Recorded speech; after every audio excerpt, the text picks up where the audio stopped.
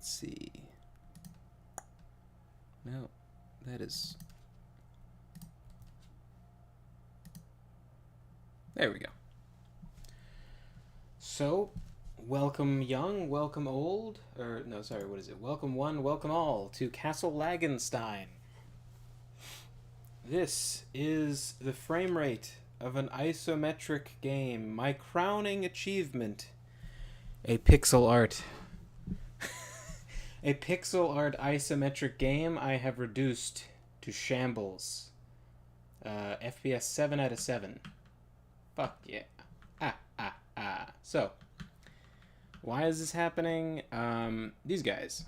I think it's because they're levitating.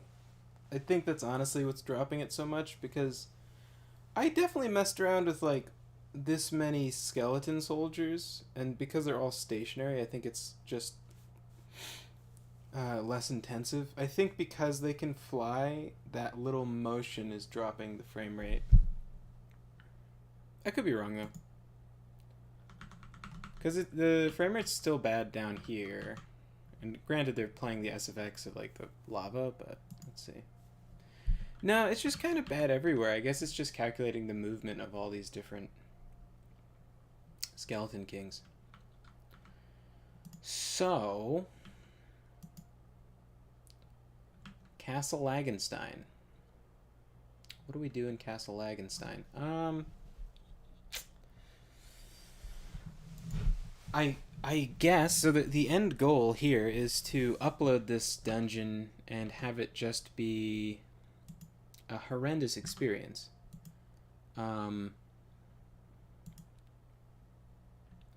Yeah, I was just curious, like, how much... you know, I should dig over here if I can get the dig tool. There we go.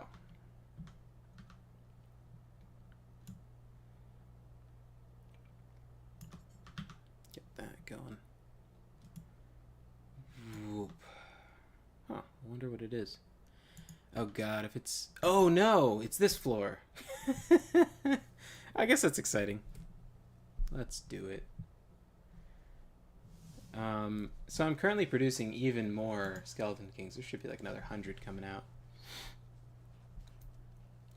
So a Skeleton King is just kind of an okay unit. Like, it costs, you know, more corpses than like a Skeleton Guard. Like, was it 8 instead of 1?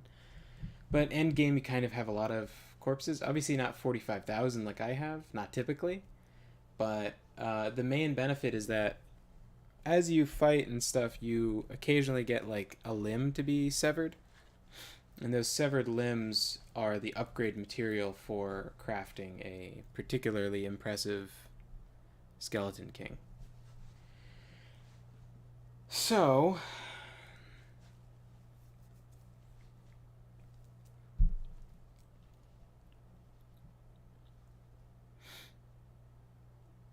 yeah, autosaves are always good, because you never know when it's going to just crash. So over like the course of a game, you know, in any given fight, you could have like 1 or 2 severed limbs maybe, or none. And those add up, and you can put a max of 199 on a Skeleton King. And so maybe for like the final dungeon, you would have 1 souped up Skeleton King. You know, reasonably, if you like grind it a bit. This, however, is a product of me abusing the game a tiny bit.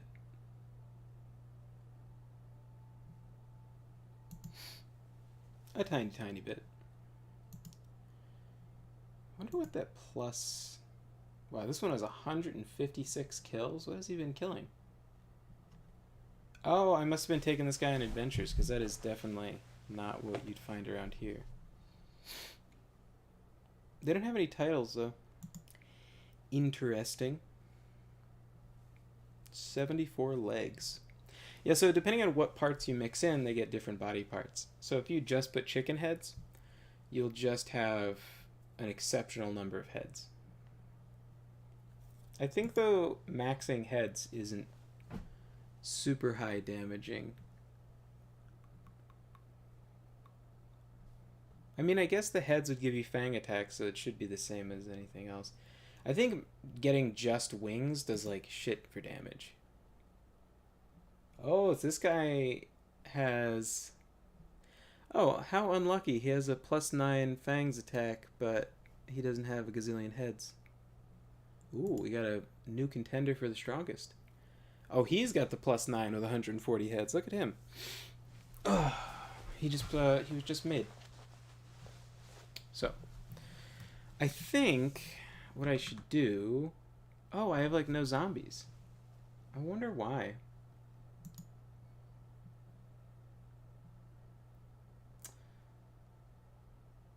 So, I was thinking maybe they all died in the sunlight. I mean, what could cause them to get hurt around the base? Oh, I guess there's like polar bears and stuff. It's funny because there's so many crazy powerful things wandering around. And like, because I picked a snowy map, polar bears are still kind of dangerous. So I'm using guard area 2 for things that are actually important to guard, and guard area 1 for stuff that's just kind of, you know, just supposed to be ridiculous, like just tons of creature placements. And they both draw from the same pool, but for whatever reason, when you have both of them in the same pool and you have less guards manning guard station 2s, they just tend to prioritize it. Oh, look at that. We shot up to 11 frames per second. Rocking and rolling in Castle Lagenstein. So what he's digging over to... I wonder how he's going to approach it. I guess when we get closer we'll see. So what he's digging over to is actually a like cave of zombies which all have the ability Swarmer,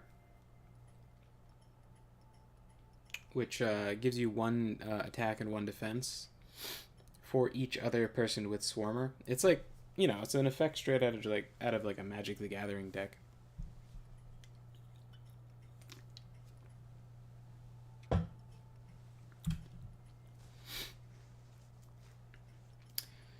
Yeah, I remember the first campaign that I got a Skeleton King. I built another phylactery, like a Lich's phylactery, because I noticed each one of the creatures has like, you can allow them to do a phylactery, but it's like disabled by default.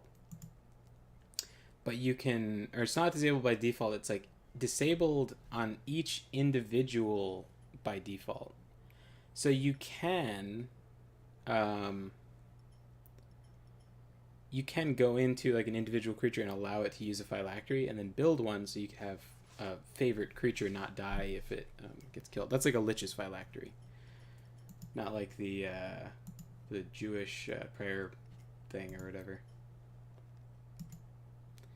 It's funny how like different like bits of Jewish lore have become like sort of magical. Like I think Tolkien used it for like different runes or something for dwarves, and then Dune, like all the terms, like the Bene Gesserit and whatever, like his title is like something I was learning for like Jewish history. I was studying for like some Jewish history class. At the same time, I was like listening to Dune on audiobook, and I was like, man, this is so weird. Because you're trying to remember what the actual meaning is at the same, of the super like esoteric thing. At the same time, no, don't go. We need protection. Oh, god damn it.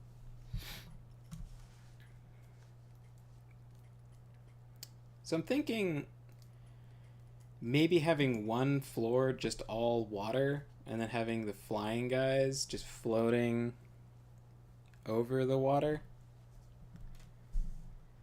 Maybe have that be like the final floor. Could do lava too. Yeah, we'll see.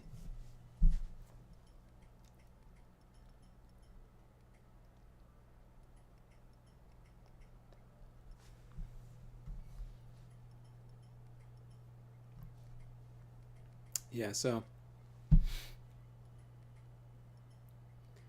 this is about the frame rate that I predicted it would get to. I predicted it would be pretty bad.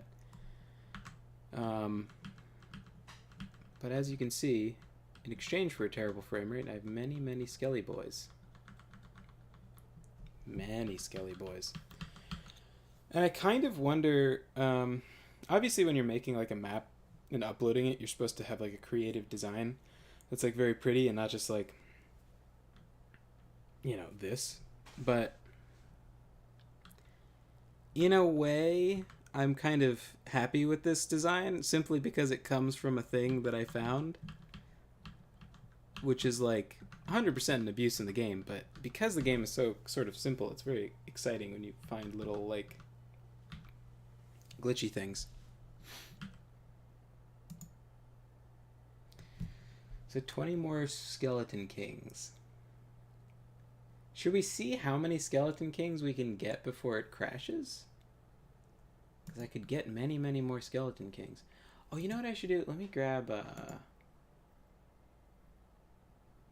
yeah, let's grab you boys. And let's go to floor 8.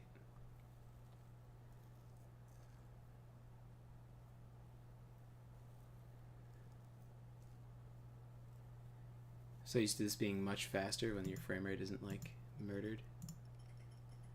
Alright, so we got some guards, we got some floating zombos.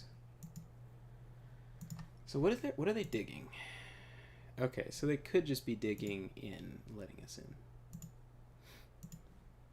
So let's just have them do that. This guy's got an okay amount of... Oh, no, I want the whole squad, right? So that's... Oops, this one. I guess I could get, you know, 100 or something, but... You know. I thought I prioritized. Why don't they listen? Zombos.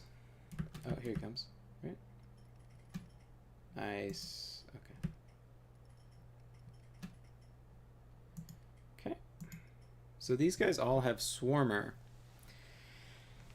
And that gives them +1 attack and defense for each other person with Swarmer. So it makes them, like, in a phalanx like this, it makes them, like, incredibly tough to kill. It's interesting how these ones over here have less. Like, they're weaker zombies somehow. But this one over here is, like, 62 and 61. It's, like, 60-60. But these ones are weaker for some reason. I don't know why. So... Obviously, compared to my big skeleton king, these aren't that big of a deal, but we'll see. So, he swings his fist at me, you are not hurt. I wish there was like a technical breakdown of why, but yeah. So, bop. See if I can get more in here. Yeah. One lost head. Yeah. So that lost head is probably another example of like limbs you can stitch onto your skeleton king when you're making them. I guess it doesn't matter who I attack because they're all kind of weak enough. So in this chest here, I know what the item is, I think.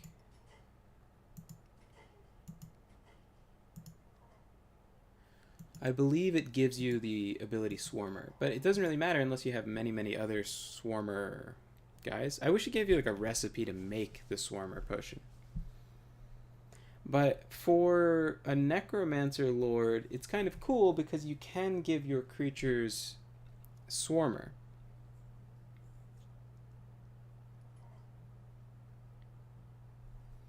And so if you, it's a potion that gives you Swarmer in the chest. So if you have your Necromancer drink it, then they could synergize with their army and have like super high melee stats. In practicality, it doesn't really do anything quite better than Skeleton King.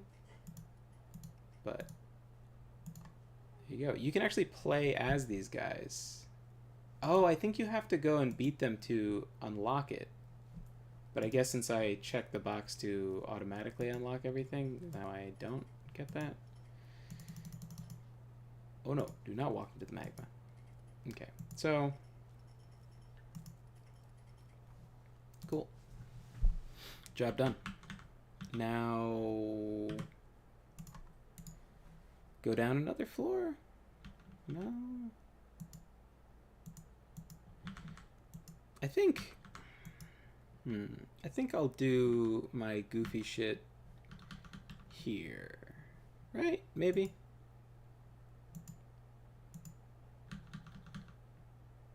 I could do, well, yeah. I'll do it here. This is a pretty kind of neat configuration, but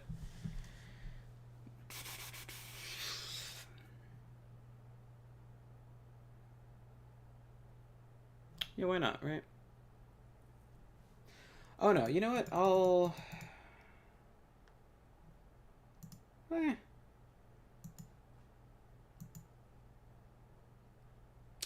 Could do it here. Although something about water is more spooky than just like lava and skeletons flying over the lava. Oh, because people could have swimmer as a trait. So maybe this would be better. So yeah, let's do this. We'll remove that, and then how's this gonna work? Do the downstairs, like, I don't know, over here? What does it look like down here? Sure. So then we'll just, like, I don't know, dig this. Oh, is that gonna be a problem? What is this? This is 6166. 61. 66. Okay, so that's going to be like in the middle of water. Okay, so why don't we do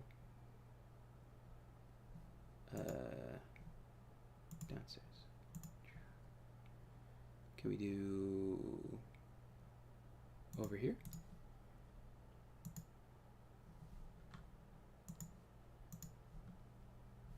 Oh, I didn't check what the coordinates were. 59, 50, 44. 59? 44. Ooh. So, oh, this is also water. Fucky wucky. Let's keep them from digging this for now. I was like suggesting in the suggestions for the game, like adding a deselect all dig selections, because when you're doing this, it's not a big, or when you're doing this, it's not a big deal. But then if you are drag netting and then you get attacked, it'll zip you up to the top floor, and then it'll just select everything, because wherever you are here, it'll drag you a certain amount over to where you're getting attacked, and then the dragnet on the surface will just be like, yeah, tear down all the walls and knock everything down. It's like, cool. Okay, well, let's try this then.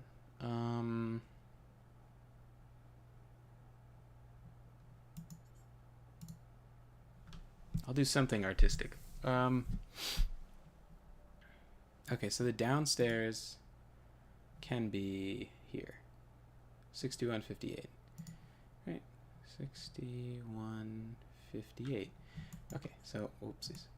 So we'll just clear that. 6158. Perfect. Yeah, I can even clear out some of that. And yeah. So then, oh, I didn't actually put a downstairs. 6158. Cool. And then I like removed the stairs someplace. Okay, so this is an upstairs. Oops. Sorry, frame rate is messing me up. Okay.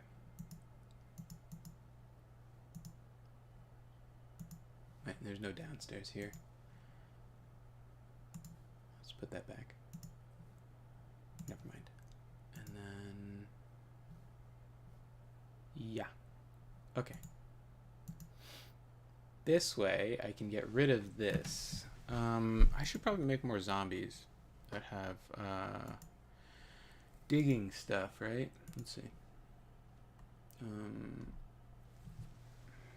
Remove permanent slowness is going to be very important. And then digging? Where's digging? There we go. So that should be like 12, right?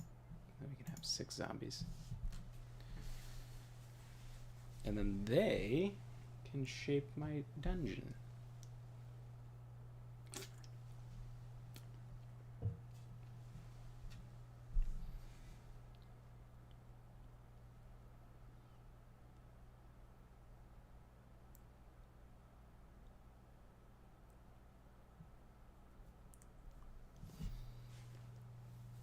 It will be wonderful.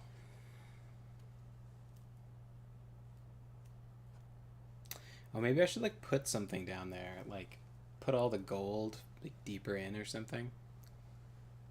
I don't know. Like people should get some kind of reward for winning, right? Besides just pain. Although I don't really have anything that would be that worth it. Like, if you could kill all these skeleton kings, you probably don't need any, like, shitty reward.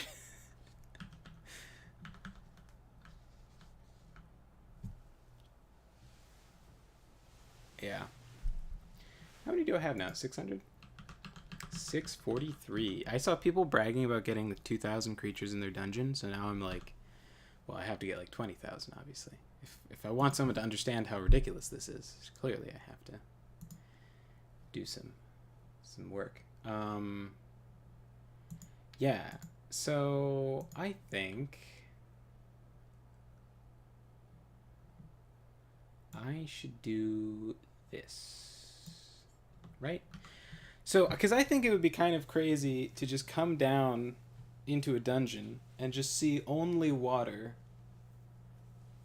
and then just be surrounded by skeleton kings. Although you wouldn't really be surprised because I put them all on the surface. I guess I could move them, right? I could reposition them lower. Oh, you know what I should do? I should beat the game, right? Because then I would get endless waves coming towards me.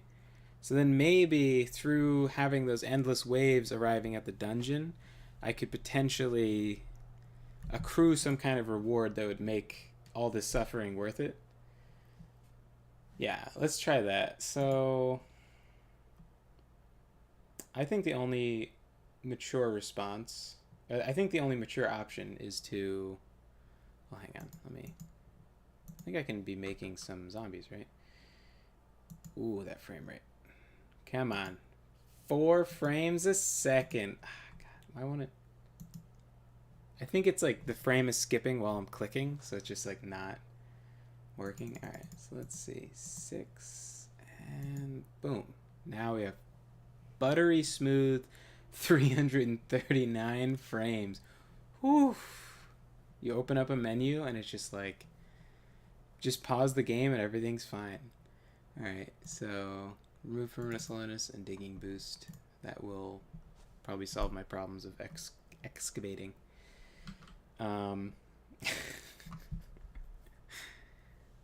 Yeah.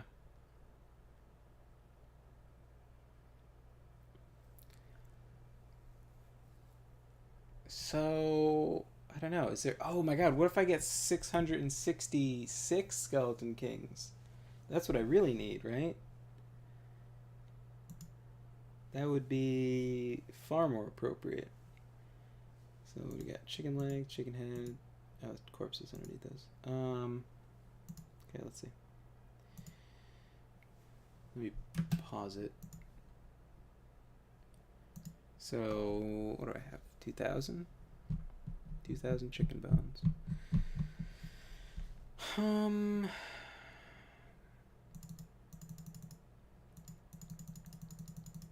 lot of polar bear skulls. Yeah, polar bear skulls.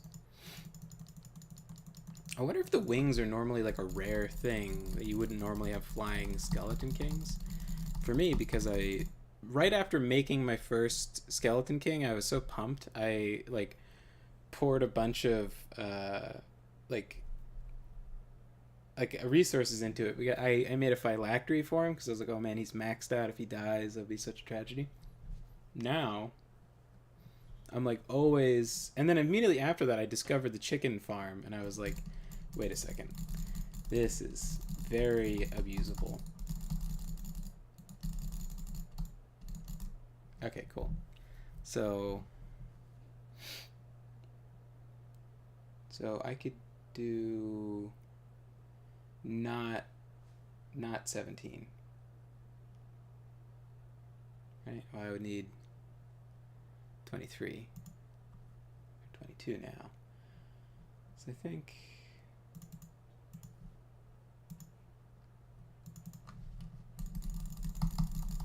some nice clicking ASMR for you.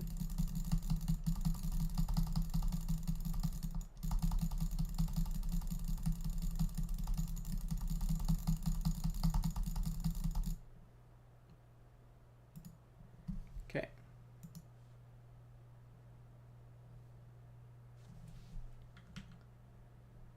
So this guy's out in the day and he's not dying? Is this indoors? Oh, this is indoors.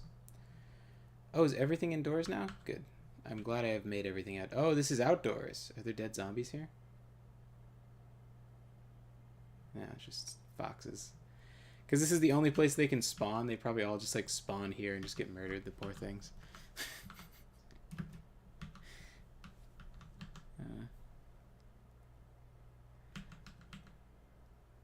Yeah.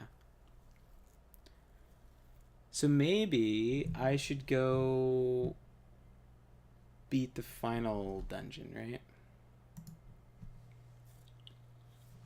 So I can get some... So I can start survival mode, right?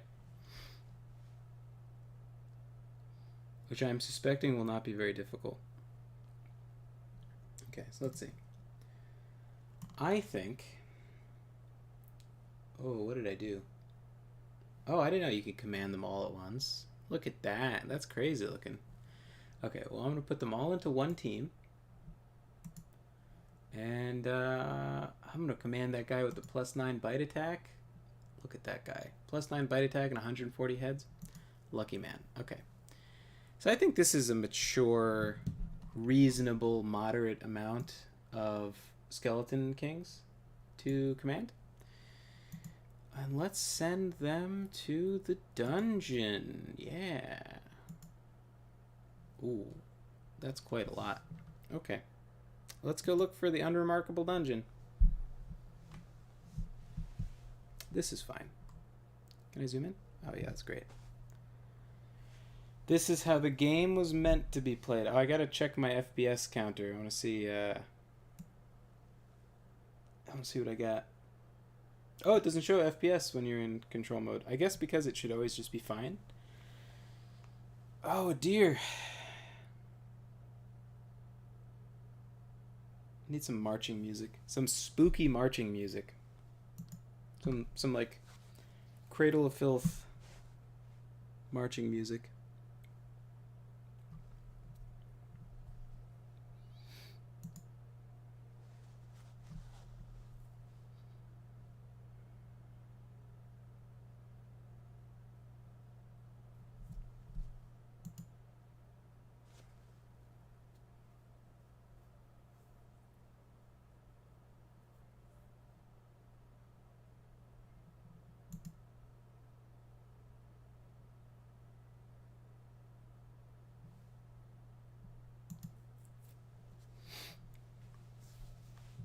Some jackals.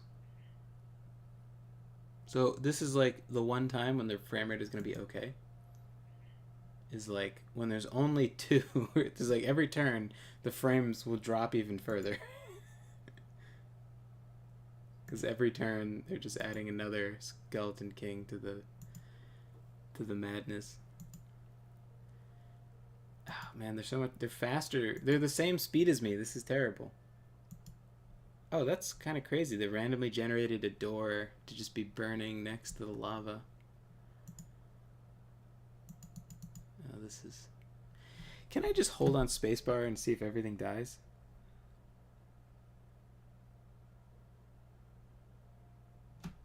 there's a spider next to me.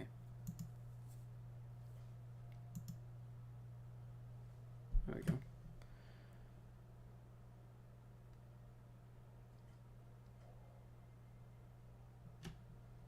Alright, let's see.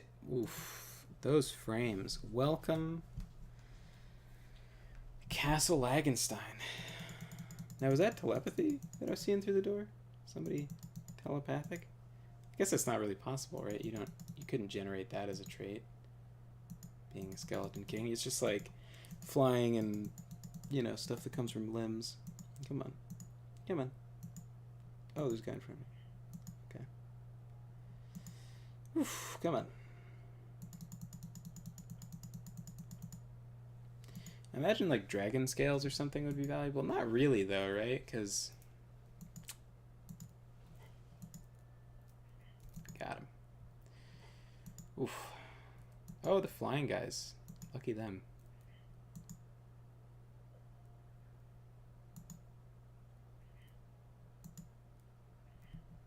Okay. Going down a floor. Ah, sweet. A bat. Come on. This is chugga chugga choo chooing. You'd think for a turn-based game it would be able to, especially with these graphics, it should be able to handle a ridiculous abuse of its system, but sadly no. Oh, a fly. There's a lot of injuries he had.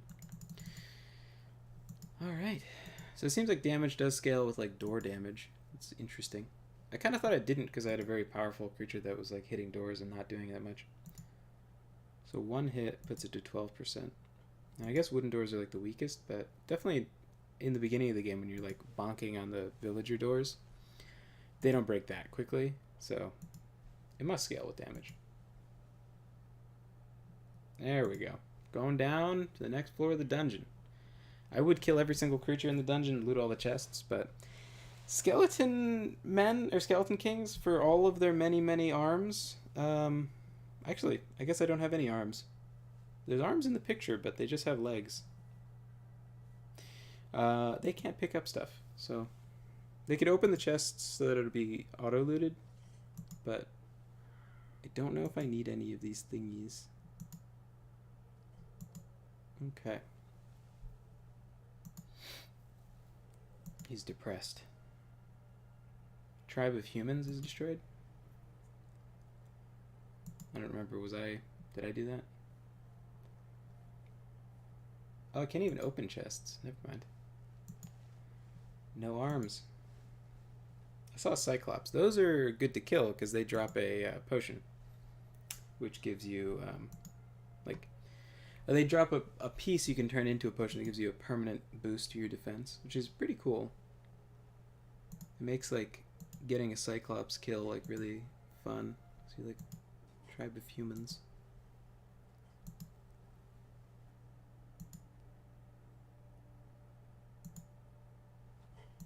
Oh, he survived a hit. Fascinating. Alright. Oh, spider's dead. Cool.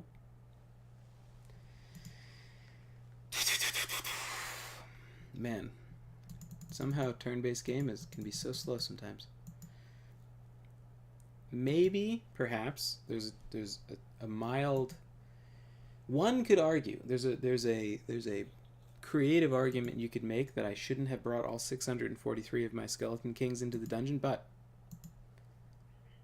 how else could I live up to the stream title of Welcome to Castle Lagenstein? Right? There we go. Another thing that was placed close enough to burn? Why is it burning? Oh, there's this guy. He's the Bernie man. I was gonna be like, yeah, it's okay. Oh, then I had to, yeah. I'm all alone because everyone's afraid of that burning chest that literally can't even deal with 1% of your health. Okay. I don't know how many floors there are in total.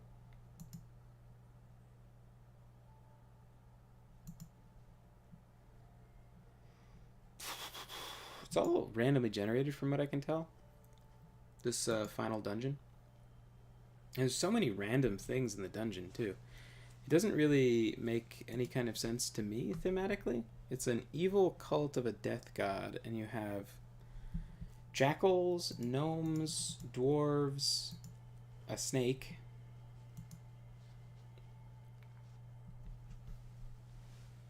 I don't know, if you're gonna have like animal stuff, I kind of expect druids. Tribe of the Night is destroyed.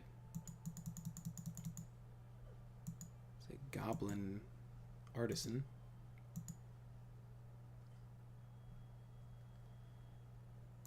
Kill him then. There we go. He's depressed too. I like how that goes into the status effects. I'm sure in the future morale is going to play a bigger role, because I think you can flee, but since it's like a roguelike, I only ever see people just instantly getting murdered, so I don't really ever see the fleeing come into play. So it always just seems funny when you see them just like also state, yeah, he's missing both of his legs and is bleeding. Also, he's depressed. I wonder what that's coming from. The tribe of humans is destroyed. Maybe that's some stuff that's going on the surface, because I have so many skeletons. They might just be killing more people out there.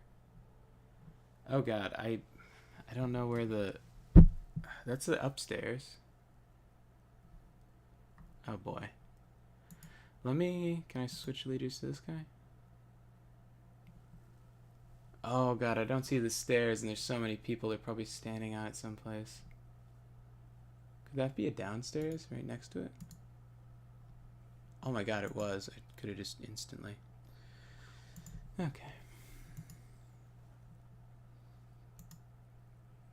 Yeah, there's like the magic snakes too.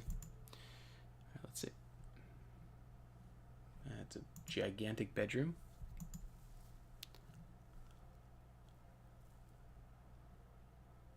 Oh yeah, chugga chugga choo choo.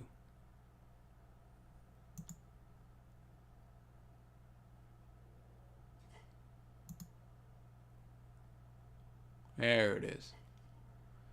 So that was a soft monster. I don't know. I know there's a mod in the Discord called Soft Monster, and I wonder...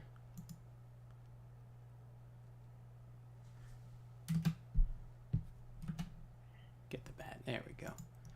I wonder if that's an Easter egg to that person, or if he named himself after the game because he's such a fan of it. Okay, this should be the final floor, right? Yeah, Doxy's Temple. Doesn't say a floor number. It's just like... Final fight. Big stuff going on. Alright. Very cool. Come on. Oh, that's okay.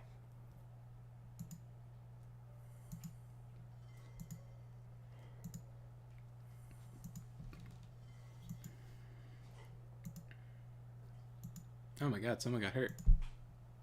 There we go. 90,000 chopped heads. That sounds about right.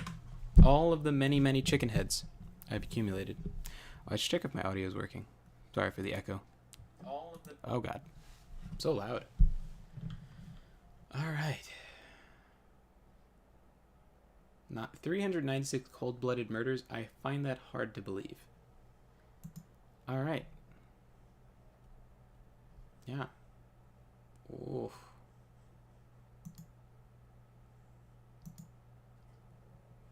All right. Oof. Hold on, wait. Put them out of their misery. Just holding on spacebar. Passing turns at the speed of sound. Can I even walk over there? Okay. Wonderful. Oh, let's get the rest of the flies. Perfect. All right. Oh, I'm the one who got injured. Tragic. One of my like 17 wings has been injured. Oh my god, look how fast the frame rate is while paused. It's 12 frames a second. That's pretty fucking nutty. I should probably disband this team. Probably not going to do that again. That seemed quite excessive. Alright, so I think what I'll do is I'll dig this all out. Yeah. And then turn this all into... Oh, I should make some levitating zombies to make this easier. So they can work on the... Oof, oof, oof. Come on.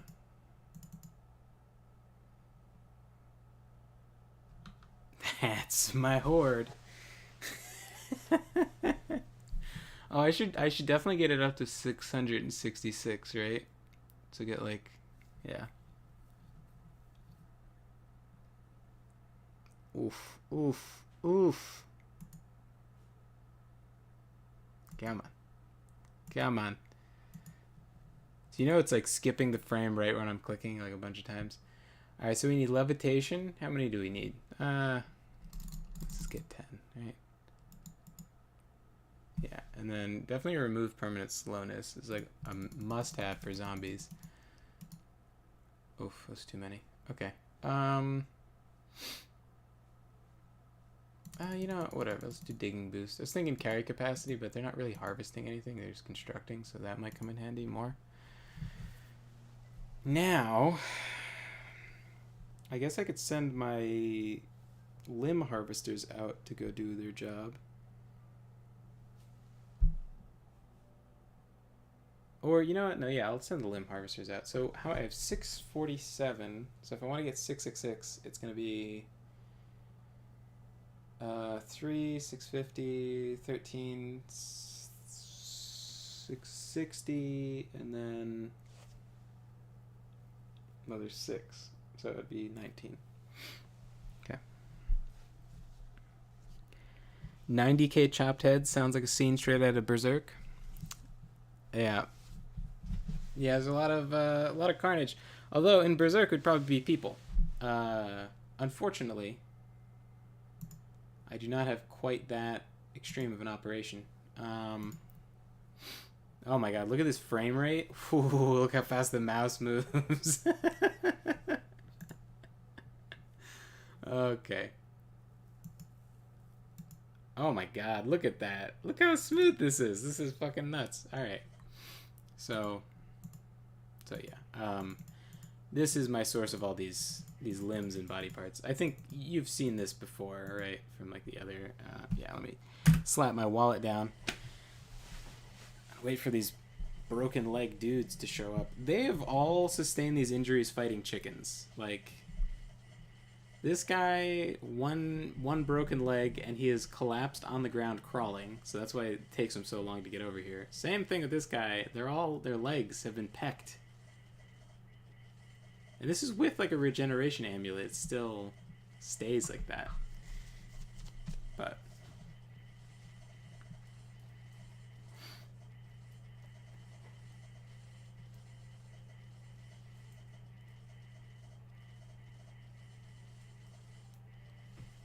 So, this is a perfect time for story time. Let me turn down the chicken death. So I was thinking what I would do for my own channel, because I think like kind of a thing that you should like do is, as like a, you know, creator person, whatever, is have a social media presence. You kind of just have to. It's such a weird world. Like, I hate that's a thing, but it kind of is. Like, my cousin had a kid, and then she has like an Instagram with all the cute stuff or whatever, and I was like, oh, this is so like, oof. You know, like my initial reaction was like, oh, this is so like 21st century, like, ew, kind of Zoomer stuff or whatever. But then I was thinking about it, and it's like, if she hands the keys to that Instagram to that kid when he's old enough to start like looking around for a job or whatever, and he has like, assuming Instagram survives all that time, which probably it won't, like the track record for any social media is that it just like decays over time. But like if she handed like 2,000 subscribers on an Instagram over to someone who's looking to do like anything, it would be pretty beneficial, because like no matter what you're doing, no matter what you're doing, you you're at such an advantage to have a social media following. Like let's like I knew someone who was applying to work at the UN as or get an internship at the UN, and they had done like whatever missionary work with their church or whatever, building houses in Africa, and like all that stuff on their social media plays into them getting that job. So because then you post about getting a job at the UN, and then the UN seems like it hires nice people, and I don't know, it's like it's so weird. But then like I remember there's all this talk like, oh, don't post anything bad on your Facebook because then like your employers will see it and like you'll get in trouble years later. And yeah, I don't know, but now I don't know. But there's like also this like extended positive benefit too. So it's so strange. But anyway, I was thinking I should do YouTube stuff, and like, well, Trisha was also telling me I should do YouTube stuff. And so I don't want to, like, Trisha was saying I should talk about writing stories and stuff, but I don't know. I've always like found like I don't know why, but those videos always like just like I never really liked them. The people giving writing advice, I always felt like I don't know. I don't know why I don't like them. I can't even put it into words, but something about them I just like didn't like. So I was thinking like the kind of content that I consume the most of is just like sort of chill, happy-ish content of people just like talking about stuff.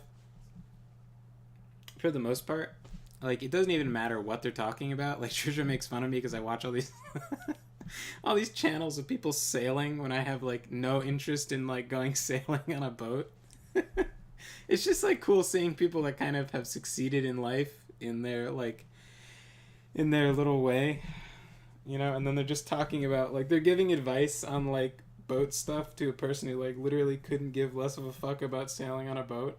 But still I'm like, I'm like sort of riveted. I'm like interested in their whatever. So I was thinking I should make content like that. Like Trisha was saying that she isn't like a super fan of her like she likes doing the Reddit videos with me, but then she was thinking like she should be doing more comic centered stuff if she wants to be attracting people that read comics and things. So she wanted me to like put those on my channel instead. So which is like super generous of her to donate her editing talents to me, but I was also thinking like there's such a thing as storytime YouTubers, and I've never actually watched one. I've just heard people call them cancer, so I don't really know if what I'm trying to do is actually storytime. But I think I want to tell some true stories. Although I guess that's kind of dangerous, but there's like some stories that are interesting and I'd like to tell them, but they don't really like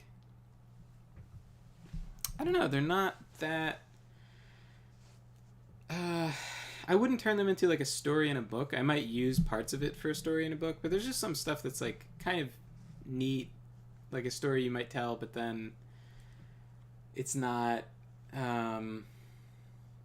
yeah, like I don't know, like I feel like a lot of people have this weird perception of like maybe you should write a story about that person or write a book about that guy because it's like a true story, and it's like that's no, there's like a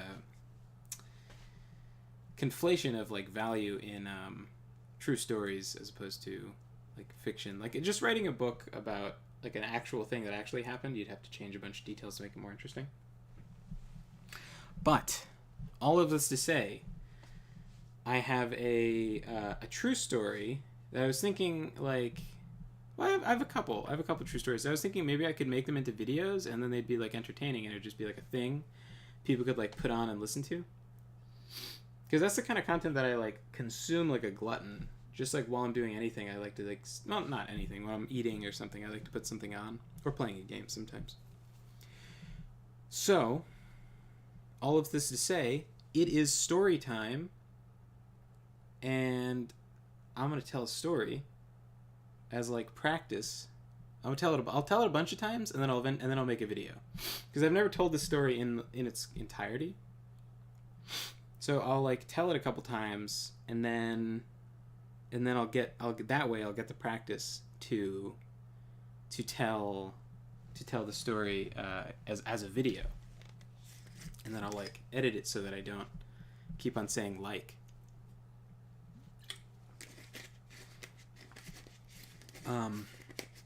Or I can edit out all my ums and likes. So my great grandfather and my great grandmother met in New York City, I believe. Yeah, New York City. So they were both working, I think it was like I want to say some kind of machine shop or something. She worked in the draft office, so she had all the blueprints for all of the machines and like the devices and designs and things. And then he was, I guess, what you would call an engineer now, but I don't think his title was an engineer. I think he became an engineer later, but he was doing engineering work. He worked with like dyes and stuff, which is like a metal stamp or something. So he was very smart. So like both sides of my family are kind of a mix of German and Italian. So he was Italian. I think his name was Vincenzo, and then she was German. And then you have the opposite on the other side, I think. It was like, you know, and like northern Italy is kind of like has a bunch of like blonde people and stuff, and like, you know. And then Germany went through this whole like Hellenistic period where they were like super into Roman stuff or whatever. But anyway, he would like, you know, go to the draft office and like, I think it's called the draft office. I could be making that term up entirely. But he would go to the office and like, you know, obviously like dawdle and spend a bunch of time to retrieve his like designs, or you know, go multiple times a day to ask for different designs, like, oh, I just want to tweak it or whatever, so he could talk to her. And then eventually he got in trouble with his family because someone told on him.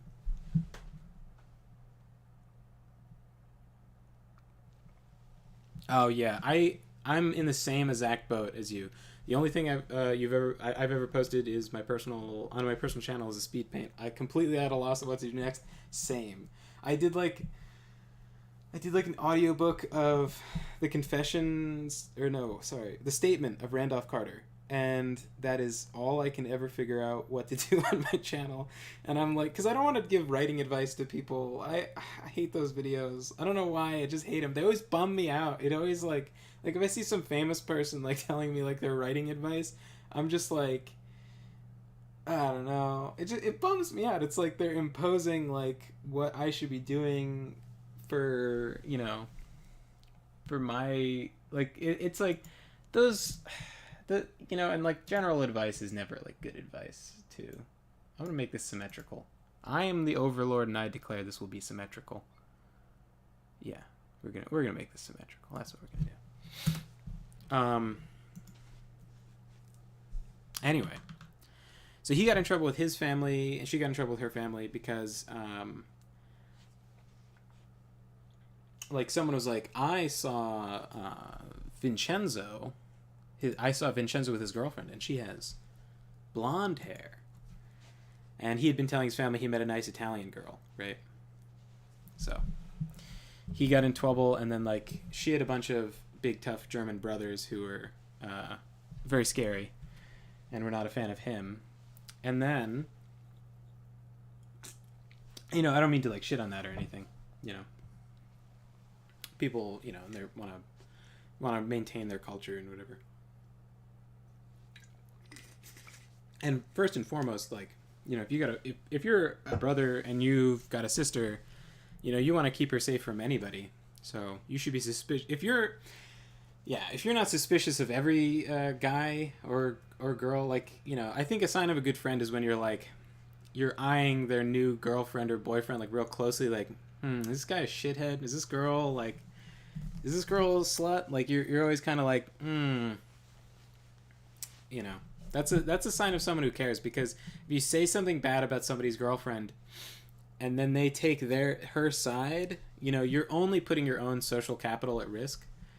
But the only benefit you could really have is theirs. Like you only really benefit them, because you only could look bad, but you could only benefit your friend. So it's really like a selfless thing when you're like, when you're critical of someone's significant other, that they're, or potential significant other. But anyway, so my great grandmother's brother got tuberculosis, and so he went to the doctor. And honestly, before I tell this story, I should probably figure out what the fuck tuberculosis is.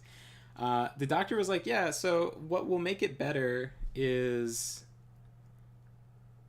I was going to place the downstairs over here. So what will make it better is to get out of the city. You need to stop breathing in these fumes. And so the doctor recommended that he get out of the city and he go to the country. And the country at the time was just New Jersey. So now New Jersey is kind of whatever. It's pretty like urbanized, and there's like plenty of cars and stuff going on. But at one point it wasn't. So he couldn't really go visit her because, you know, at the time there weren't like really buses going everywhere. You know, there wasn't like public. Literature Devil is a real based. Okay. Let me hang on. maybe it'll motivate me, because, you know, I sometimes I see someone's like writing advice and they're super famous and they give advice that I disagree with, and I'm like, oh, is this why I'm a failure? Because I don't think that's true. Literature Devil. I'll trust your recommendation. Maybe I'll get some good book recommendations too. So he got tuberculosis. He had to move out to the country, and so now Vincenzo, who his actual name was turned into Jimmy, because he came into Ellis Island and he said his name was Vinny, and they said that was too like ethnic, so they changed his name to Jimmy, which is quite strange, I have to say. Like, if you can't figure out Vinny, it seems so strange now, but I guess like they immigrated like a long time ago. So anyway, he wanted to go out to the country, needed to get a car, and so he talked to this guy who had a car that was broken, and the guy was like, yeah, I don't want it. If you you can use it or something, if you can like pay for the I don't know what it was, the parking or something like that. Or he eventually, it started off as one thing where he was like, yeah, if you'll park it for me, or if you'll do this with the car, I'll give you some money, or something like that. But then it turned into just he was just like, I hate this car. Cars suck. I don't ever use my car, and and it broke, right? So his car broke somehow, and he was like, well, yeah, you can have it if you can fix it. Like, you can just and so I don't have to pay the parking anymore. You can just have the car. So, being like a guy who works in a machine shop, he didn't have any like education. I'm positive he didn't have an education. So he learned just like from working in the machine shop, and eventually worked his way up to being an engineer, because my ancestors are all way fucking smarter than me in a technical sense. Like, it's just like, you know, just, yeah. So he just like learned, yeah. Yeah. My ancestors leave a lot to live up to. I'll say that much. So he just figured out how a car works. He like, he popped open the hood and just tried to figure out how they worked, and I think he took out some technical manuals from the shop or something, or maybe I don't know. I forget exactly how he did it, but he figured out how the car worked, and then he created on his own time the new parts that the car would need to work, and then he swapped them out. So he manufactured the parts for the car that it was missing, and then he put it in. So he like rebuilt the engine. So he got the car working pretty quickly in like a couple weeks, and then he went to go visit his girlfriend, and the mother was like, "Oh, sorry, I skipped a part of the story."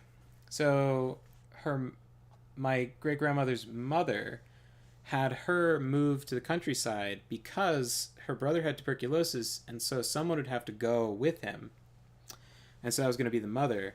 But then she was like, "I'm not leaving my daughter. I refuse to live without my daughter," because the husband had a job in the city or something. So she takes her out to the country of New Jersey, the wild country of New Jersey, where they lived in some like cottage or something. So that's why she was out there. So then the brother, or sorry, my great grandfather, Vincenzo, he got himself out to the country to visit her, and then the mother was like, kind of like iffy about it, but she was like, "Well, you came all this way, so fine."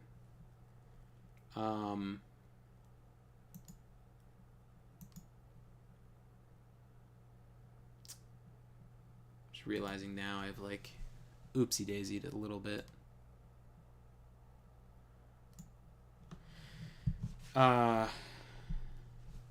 Yeah.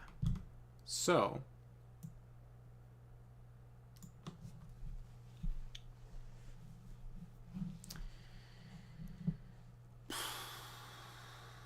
then he eventually, my great grandfather Vincenzo, he invited along.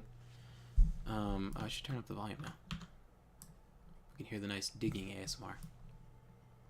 He invited along her brothers, right? Because they wanted to see their sister and their mother. And he now had this new car. Well, not new, but a functioning car. And they did not. I wonder if this one's bugged out. Oh no, he's jiggling a little bit. So he took them along to go visit, and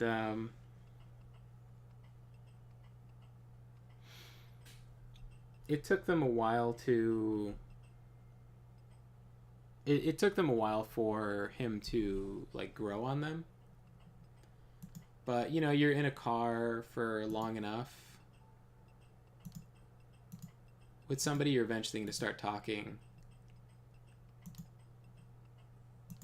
And they realize this guy is like pretty smart, very smart, and has a good job, and and he loves their sister very, very much. And he's a tough guy, and he's gonna keep her safe and everything. So they eventually kind of were like, "Well, all right. I guess you're not so bad."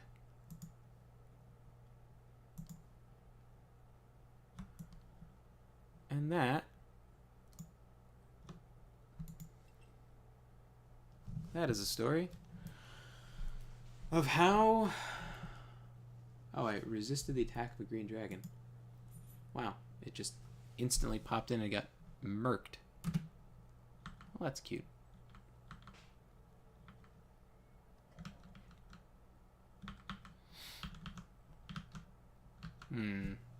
All this lag, I'm kind of feeling like I need a lot more Skeleton Kings. Because I don't know if I have enough to fill up all these slots. Maybe I should go 6,066.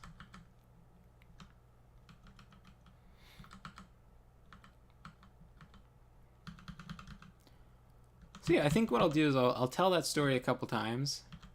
I'll kind of like refine it, and then maybe I'll make it into a video and kind of encapsulate a little bit of like family history.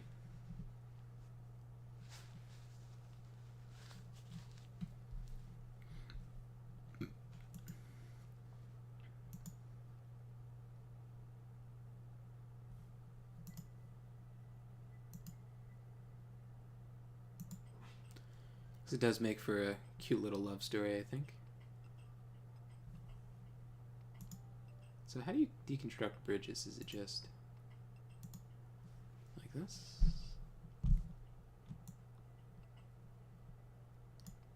Oh, it is. Shit. That takes away the, yeah, it takes away the, what do you call this? The guard zone. So let me see. God, so sluggish. Yeah, alright, that's fine. I will just... I'll just have to fill in the floor, place the guard zone, and then take away the floor.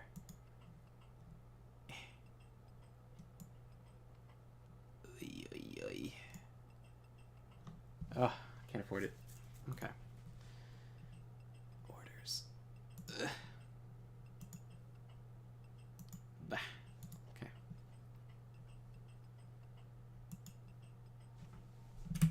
Pause for this. Guard area 1.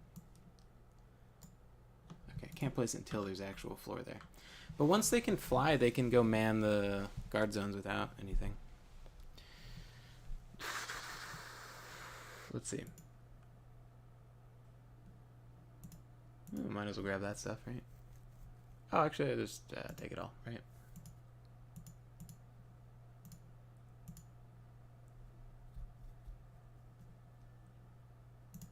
Sure. I want to keep these magic mushrooms out of my fort. They seem not good. Because they can cause hallucinations. I don't know what exactly that does other than, like, the memes, but...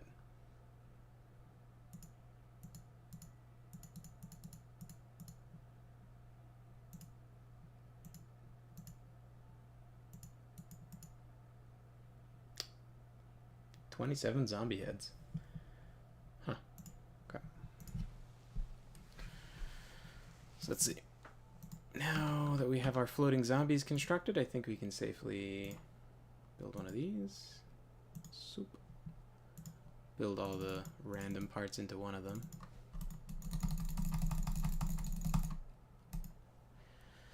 So what'd you think of the story? Any good?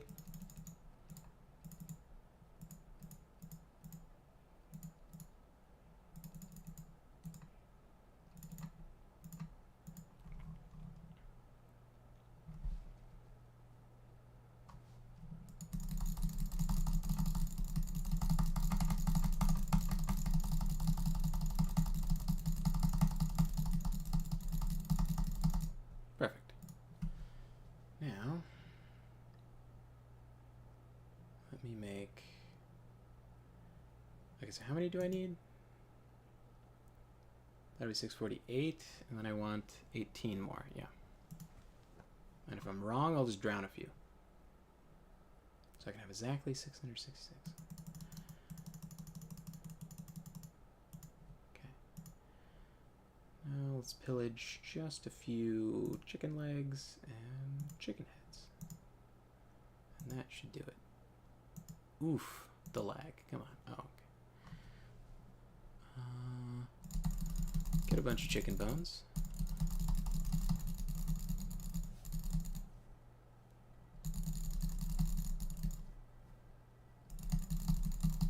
Go half and a half, right?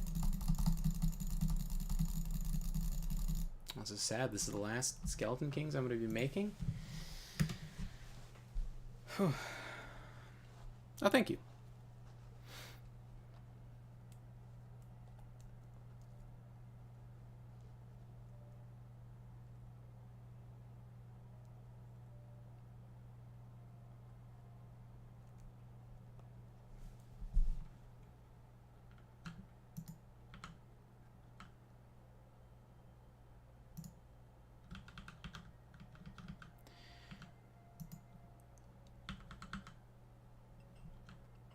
Oh, hey, I have resources right here I could grab.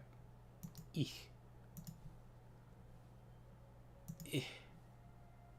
Let me pause, make this easier. Foop. Cool.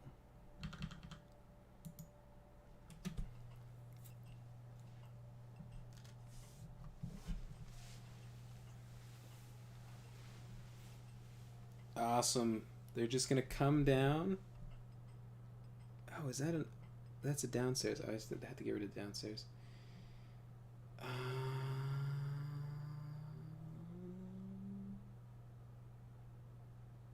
Wait a second. What if someone is down?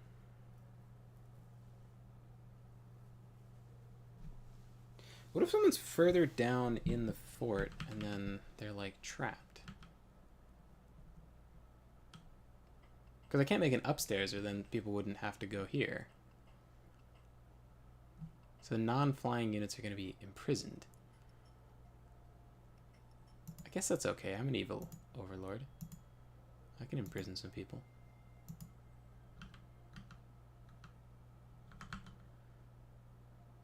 I think that's okay. Yeah, we'll live with this. Okay, so look. Orders. Remove construction. Okay, so they're gonna enter in through the because they're gonna come down. So I get rid of this one, right? Yeah. Okay, and then I have to make this a zone first. Boom, and then I'm going to dig a pit. Boom. And I guess these zombies are just unlucky. I'm not freeing you guys again, so you're gonna get in the water. Yeah. And you too. Should have learned to fly, bitch. Let's see what happened. Oh god, message history is lagging like crazy. Yeah. You have a couple like true stories like that where they're just kind of interesting, and I think especially like the family stories are worth telling. If for nothing else, and like my other family members can see them, because then like people will tell me stories, and I have like a really really sharp memory, not an all inclusive memory. I like forget stuff, but I have a very sharp memory, which is really unfortunate because when something unpleasant happens or you learn something unpleasant, it does stick with you for way too long. Or not you, but me. I find it like haunts me. I think. Oh, okay. I was gonna say we were crashing, but no. It's just taking a long time to give me the. Oh, it's including all the skeleton warriors chopping chicken heads off. Oh, did that go too far? Oof! I got. Okay, never again am I gonna have it display the combat log. Oh, hey, you. You're trapped too. Ripperonis, pepperonis. Okay. Now this is a pit too. So if I have him walk over here. If I have him walk over here, will that fill in the pit then? Because it won't drown you while you're... Yeah. Okay, perfect. And then do the same thing with this guy.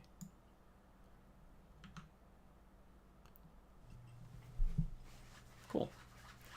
So now we just wait for this to get dug out, which is happening quite quickly. And then we'll have enough stone to complete the floor, and then we can place everybody, and then dig another pit. Although, you know, it doesn't look like I actually have enough people to fill up this giant section of floor. So maybe I should, like, reduce the... whatever.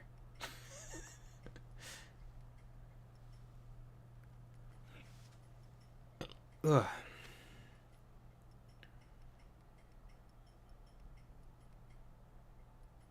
So there's, like, audience spells, right? You can summon everybody at once.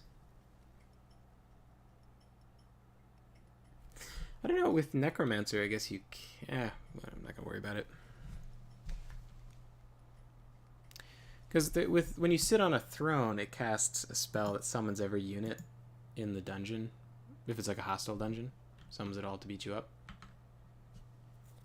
Oh, a group of adventurers is showing up.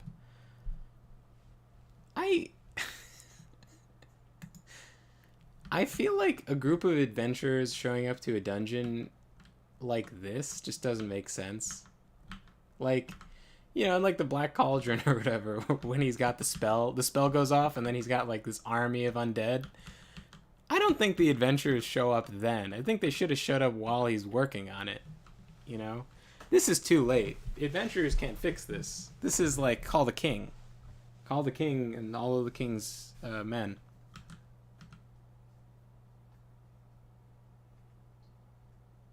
Who summoned flies? All right, let's see how long the adventures last. Oh, and they're gone. Well, how the cookie crumbles. 666 Skeleton Kings. Woo! Metal! Oh, here's a random story. I talked to this guy who, hey, the gamer.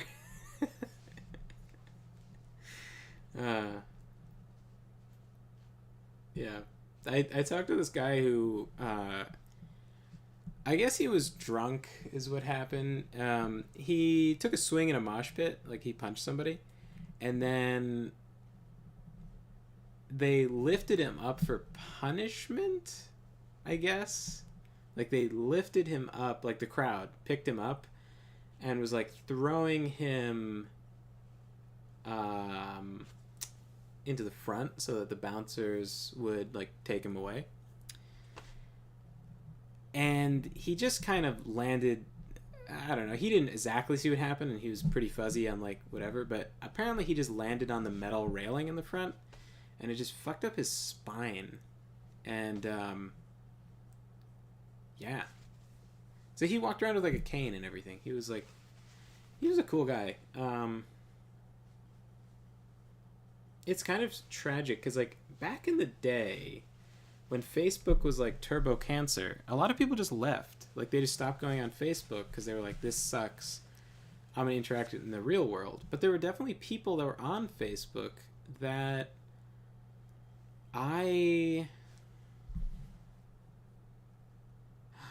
Oh, that is how you fill in a pit.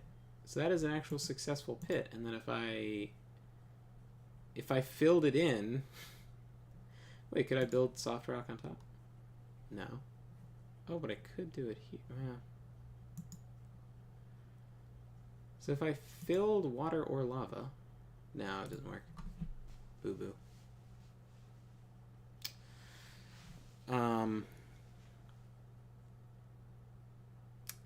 Oh, yeah, so there were just people who just, like, got off of Facebook and just got off of, you know...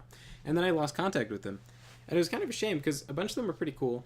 And they just kind of saw the cancer of, like, Facebook and just, like, quit. And I guess I was one of them at some point. But now that there's such a feeling of, like, censorship, I feel like people don't do that now. Now they have, like, alternative social medias that they go to, like Telegram and, like, Minds and Gab and stuff.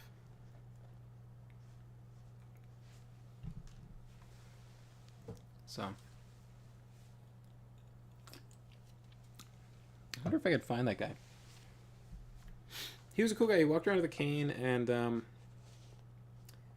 whenever he got hit in the back, he was, like, swearing and whatever. Remember I talked to him, and he was like, yeah, they say I have, like, a 75% chance of surviving the surgery. And I was like, oh, shit, man. And, well, he survived the surgery, so not too bad.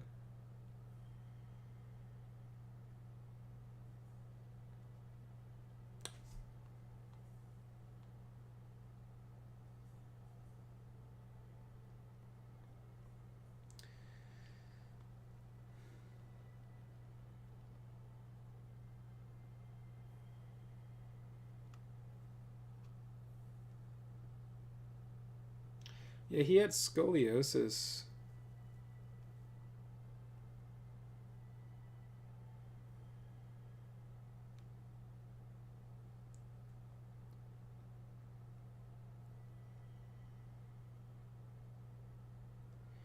Yeah, dude had scoliosis and then took a cracky wacky to his spiny whiny. Kind of reminds me of the one weird guy in Fallout 1 who just refers to himself in third person as the Cougar. Oh, the gamer? Hey, I met a cougar.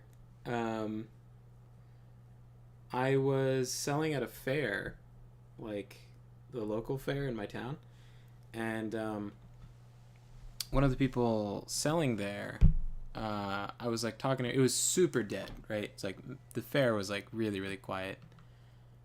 There's just like no one showed up. Like they did a terrible job advertising it. They were like, oh god, they had it outside of a coffee shop, and that was fine. The coffee shop thing was fine, but because you were gleaning customers off of the coffee shop patrons, which most of them did not even stop. They would walk faster when they saw that there was a fair. But you'd glean some customers. Moving it to the center of town is a better location for people making a trip, like making it a destination. So you turn it from gleaning customers to a destination attraction, and they just did not at all have the advertising behind it to successfully turn it into... Oh, I need more stone to complete my impractical setup here. I kind of don't think that this is worth it, because I don't actually have enough to do this. Because I thought it would be cool if you have all the fog of war, and then you like go down the stairs to the next level, and then it's just like water and just a gazillion skeletons surrounding you. But it doesn't look like I actually have enough to fully surround the place, like surround the whole map and do this. So maybe what I'll do... Oh, I could still do this. I should just reduce the amount that's outside. Just like condense them into a tighter area, because that would look better too. So if I get rid of this giant mass here and then change it to just be like a giant mass around here, like maybe I'll just knock down all these walls and just have a giant crowd of skeleton guys. Oh, that would be such a... Well, I guess it doesn't matter. I was going to say it's going to be a nightmare to like actually get in and out. Probably doesn't matter though. Yeah, I'm kind of leaning towards I'm not really going to be using this as a practical dungeon, seeing as it's like already a disaster.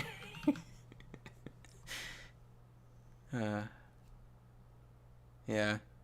Video games definitely are bigger than movies now.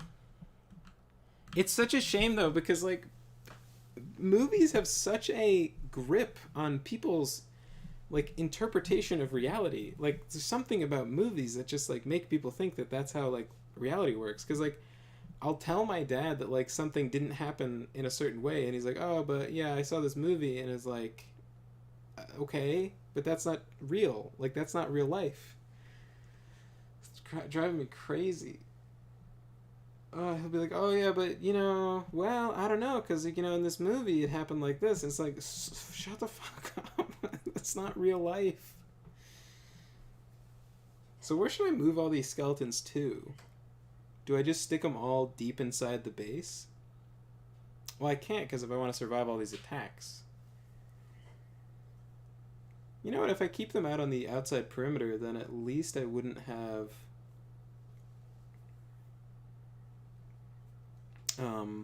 I wouldn't have these attack waves getting in. So maybe what I'll do is just reduce it by one row. I'll have it be a 2-row thing, and then that way I'll have actually probably enough to... Oh, you know what else I could do? I don't know. I was thinking like maybe I would build a wall. Like cover all this stuff up with a giant wall. But I think for that I'd need more stone, right? I could just make a giant wall, and then AI would just walk around the wall, so then I wouldn't need as many. Yeah, maybe I'll do that.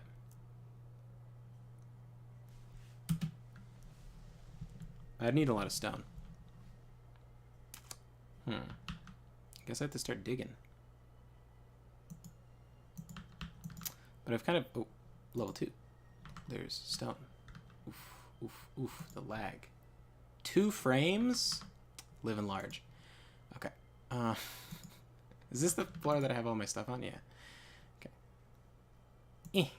There's also stone on that floor. Okay, so let's go over here. Cool. and then let's go and do this. Oof, oof. Eh. That is probably not the most efficient way I could reach this. Let's see. Let's see. Ugh. Wonderful. And then...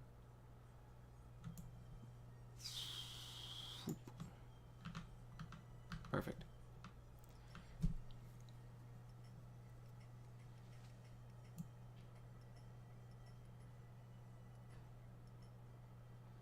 Speaking of media, I should be done with at least the text of my book by the end of the month, which is very exciting. I was like, I wanted to, after doing Treading Water and that taking me like over 2 years, I wanted to put out another book much faster. And so that was like, my big goal was to write a shorter book just to like increase the library of books that I have.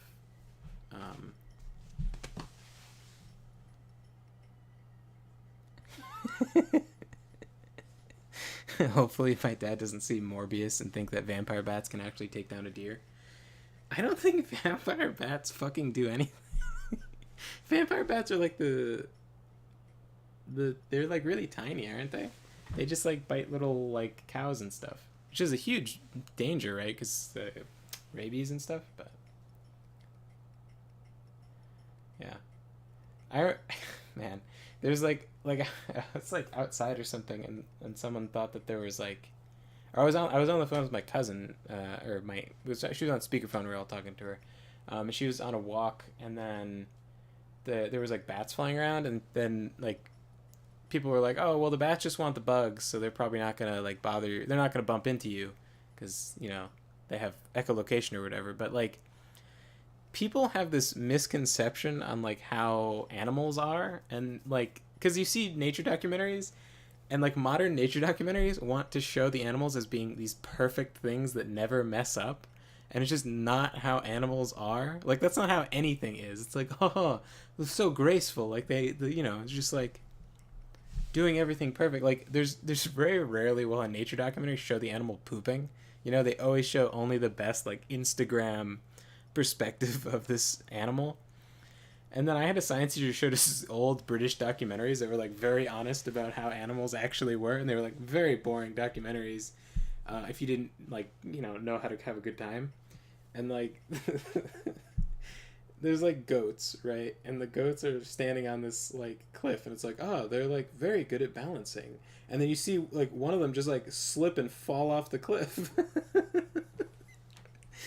And he doesn't say anything, and then he like then it's like, oh, this like creature is like stalking them or whatever. And then sometimes it makes them goats nervous, and then they fall, and then like goat like just goat falls, the thing trying to chase it falls, and then they just like the jackal or whatever it was survived, and then was like, oh sweet, a dead goat at the bottom of the cliff, I guess I'll eat this. And it's like, and this is why you cannot trust evolution to produce good results.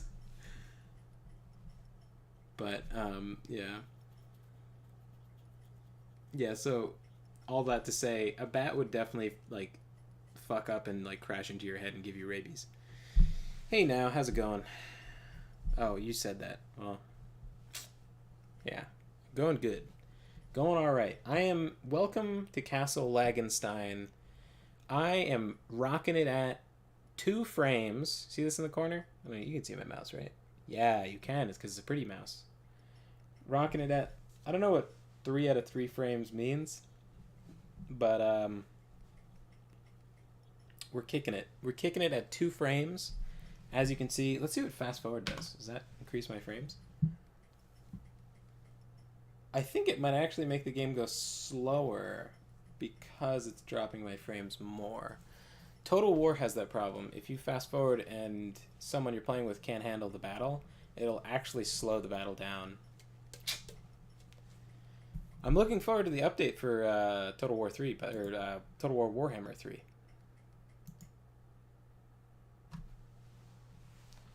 That is quite exciting. Finally getting Immortal Empires. Alright, so I could build... Alright, so what I'm thinking, maybe I'll just enclose the entire map with a wall, right? But I don't have enough stone for that, nor do I have enough patience to gather... Oh, wait, there's all... Okay, okay. So I could build a giant wooden wall, because I do have lots of trees, and like 2,000 wood. But if a red dragon attacks and uses that stupid fire thing, it could catch the universe on fire, and I do not have enough like wood to constantly be repairing the broken, you know, wood section. If only I could build a wall out of corpses. I guess that's kind of what I have now. But this is a very laggy wall because they all... I think it's because they're floating. I think honestly because they bob up and down. I think that's fucking with the game. Although, no, it can't be because I was underground and it was still lagging this shit to death. Hey, I got 26 frames out of 0? Oh, 2 out of 2. Back to 2 out of 2. Hey, more frames than playing The Witcher 3? Nice.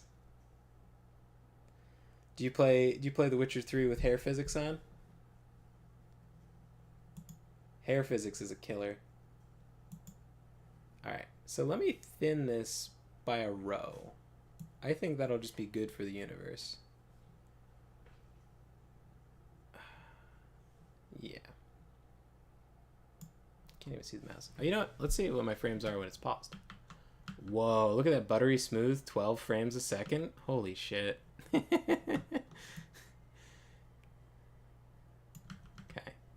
This will probably make it so much worse because then there's going to be so many of these skeleton guys are just going to be flying around the map now. This is going to be a nightmare. But now I might be able to fill up that underground section. So, maybe? I think maybe I should get a shit ton more stone and then just enclose the whole map. Maybe? Maybe. And then I could have a huge thick section of these boys. Oh, you know what I'll do? I know what I'll do. I'll make a length of the wall, so like, let me go up here. So maybe I'll have like from here to here be wood, and then I'll do stone here. So then the dragon won't have a reason to activate the fire stuff by the wood part. If that makes sense. Or maybe I should just... If only like a canyon, just build a man-made canyon. Like right by the thing. Have a giant, thick chunk of skeleton kings. Man, 12 frames? How luxurious. Get you out of there.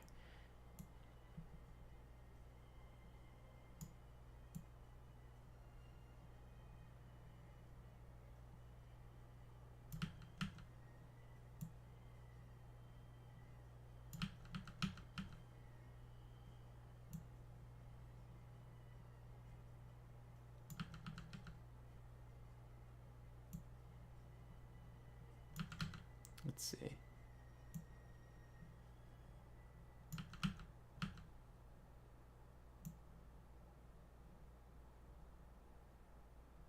What are all these flies are here? They seem to be permanently alive flies somehow. Usually they get summoned by like, you know, the summon fly spell, for example.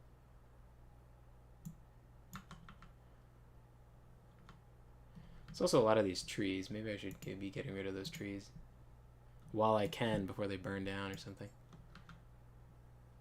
Yeah.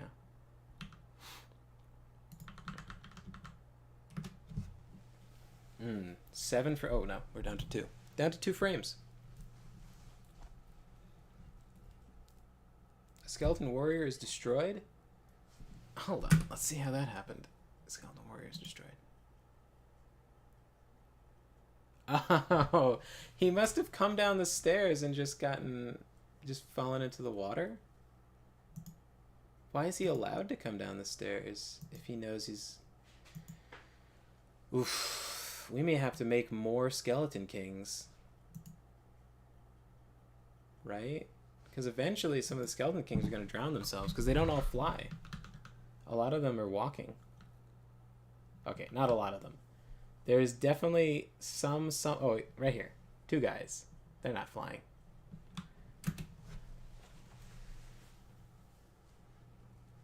You must have just gotten bopped into the water. So anyway, this is the result of chicken farming. This is what you get. Is endless droves of... Oh, there we go. Oof. This is 666 Skeleton Kings. A grand achievement, if I do say so myself. Alright. Time to complete this thing. Oh, I need more stone. Right. So these guys are getting the stone, and then I will... Oh, no, they're not. No, guys, don't walk away. Let me pause so I can get my buttery smooth 15 frames. Okay, you guys get to work on that, and then we'll get some bridges. It'll be great. That'll complete this masterpiece and retire this dungeon.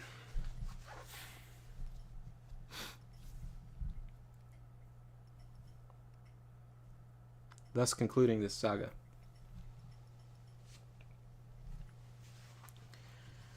So I was telling a story to my fellow Adam, which I guess I'll start to the beginning of my explanation. I was thinking, I'm under attack by an army of warriors. All right, everybody, ready to watch the attack from the army of warriors? Ready, set, and I win. Okay. Anyway. So I need to start like doing YouTube stuff, right? I am a responsible adult and what is all this? Oh, okay. Yeah.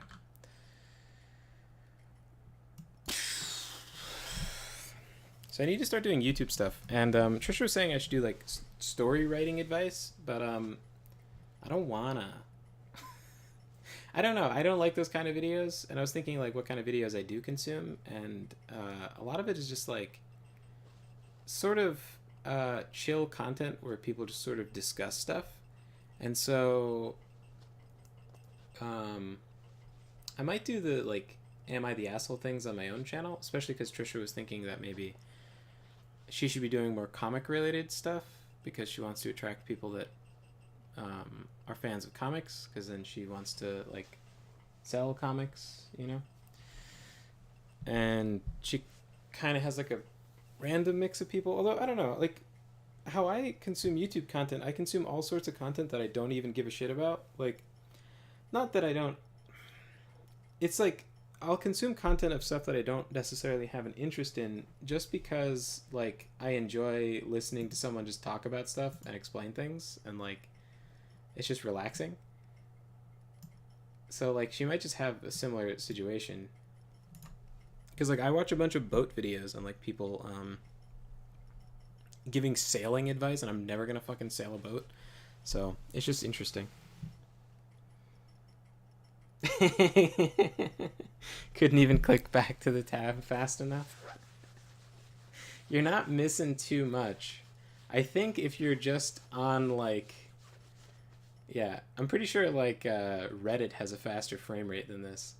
Actually, I'm soaring. Look at that. 4 out of 4 frames. Oh shit. Anyway, I was thinking maybe what I should do is tell stories. Oh man, I have this friend who has this really interesting story, and I could tell the story, but I was thinking what I really want to do is interview him to have him tell the story, and then I can like, you know, remind him of details and ask him questions and stuff. And I'm so excited for that. And he agreed to do it, and that's gonna be a super cool video. Unless I'm terrible at editing and it'd just be like complete dog shit. But I'm gonna try. Oh, in 100 seconds, we're gonna have a Minotaur attacking. A thrilling, gripping encounter. It's a dangerous creature. So I was thinking I have a bunch of like real stories. Oh, the attack ended too quickly. I couldn't see the fight. It just says you resisted it. But I guess you can guess what happened. He died very quickly. Anyway, I was telling the story of how my great grandmother and great grandfather met on my father's side, or one of them on the father's side.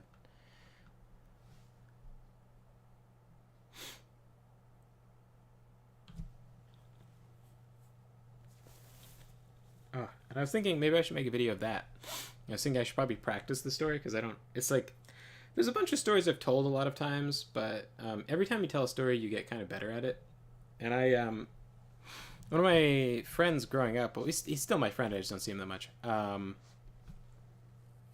He has like a pretty bad memory, and so I can tell him a story once and then get a reaction, and then he'll forget it within a week or two, and I can tell the story again.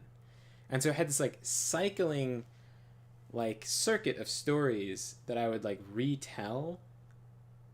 Oh, I gotta sneeze.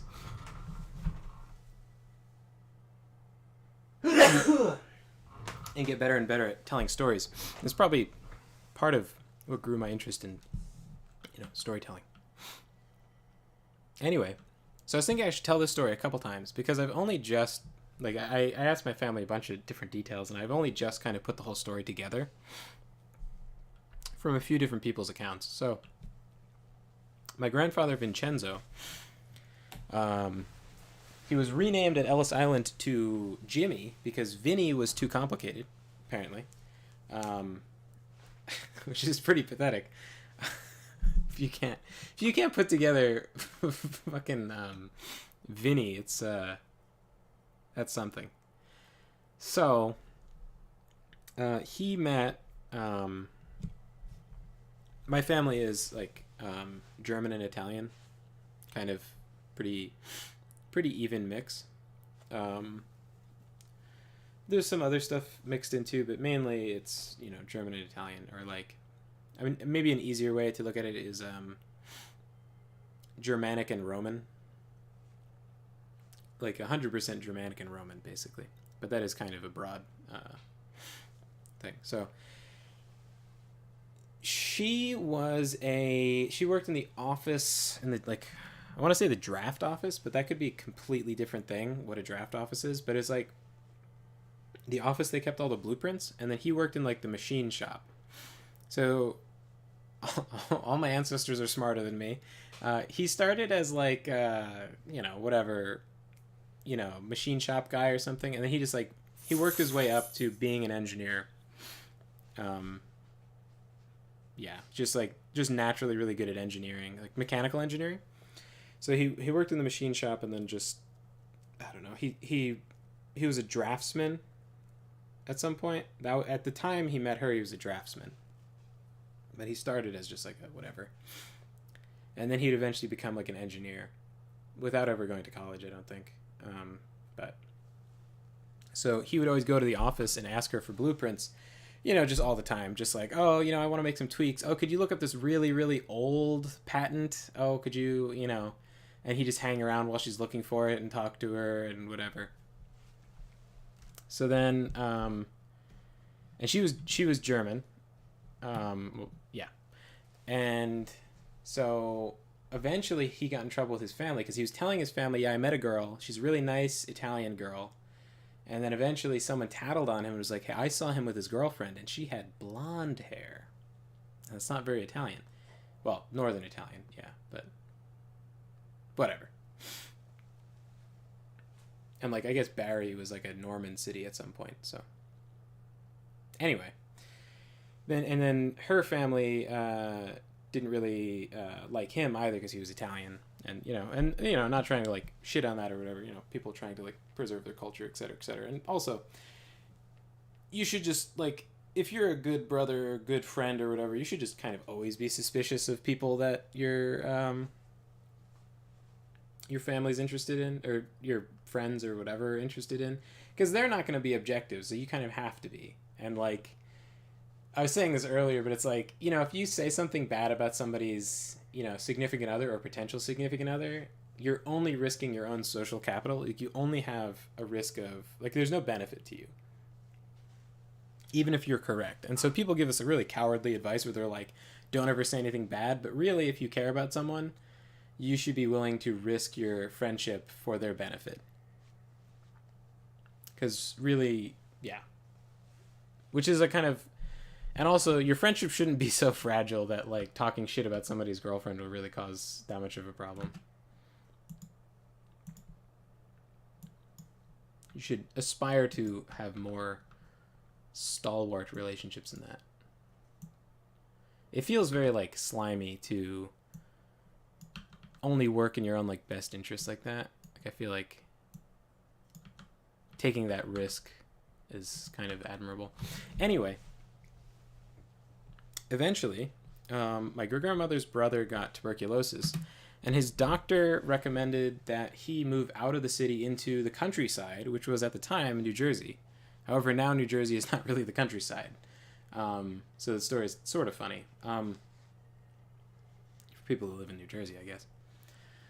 So he moves out there, and the mother moves with him, and then the mother is like, well, I refuse to move away from my daughter. She's my daughter. She has to come with me. So the daughter goes with her, and they all move away from my great-grandfather, or who would become my great-grandfather.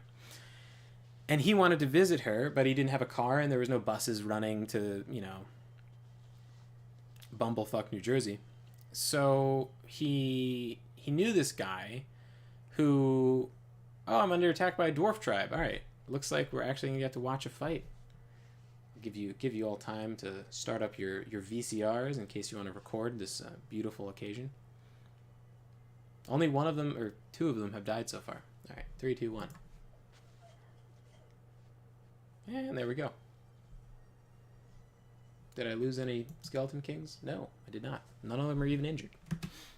Glorious victory for Castle Lagenstein. So he knew this guy who would have him park his car or something like that, or like help him with his... I honestly can't remember how he knew this guy, but it was just kind of one of those things where, like, he had a car and couldn't really, like, manage it because he's in the city and he can't park it in one place for too long. He needs to, like, shift the car or something like that. So that, so, like, if a car is in the same place for a week, people think it's, like, abandoned or something, or call it in, so whatever. So there was something about that, and then that guy was basically like, oh, the car's broken, and, like, the mechanic doesn't know what's wrong with it or whatever it was. So he's like, well, fuck this car. It's just a big pain in the ass. I could just take a taxi and it would be cheaper, and, like, public transport's great in the city and everything. So I want to get rid of this car. And he was like, well, if you're just going to get rid of it, why don't you give it to me? And he's like, fine, if you'll pay for the parking, it's yours. So he had enough money to pay whatever the thing was, like, to repay that guy's, like, month of parking or something, whatever he wanted. And then he popped the hood and figured out how the car worked. So I think he took out some technical drawings from the office that had all the patents and stuff, and he looked at how the car worked from the drawings. And then I think he just kind of tried to figure out how the car was working by just looking at the engine. And then he used, in his off time, he created the parts he would need, replaced them, and made the car work. And then he he went out to the countryside to go see my great-grandmother, or who would become his wife, to visit her, and her mother was like, still not 100% sold on this guy, but I guess we can all have dinner together because you've come all this way, and that shows a lot of, like, dedication and stuff. Huh, more flies. Or I guess it's the same flies. Wait a second. Are they following this guy somehow? Weird.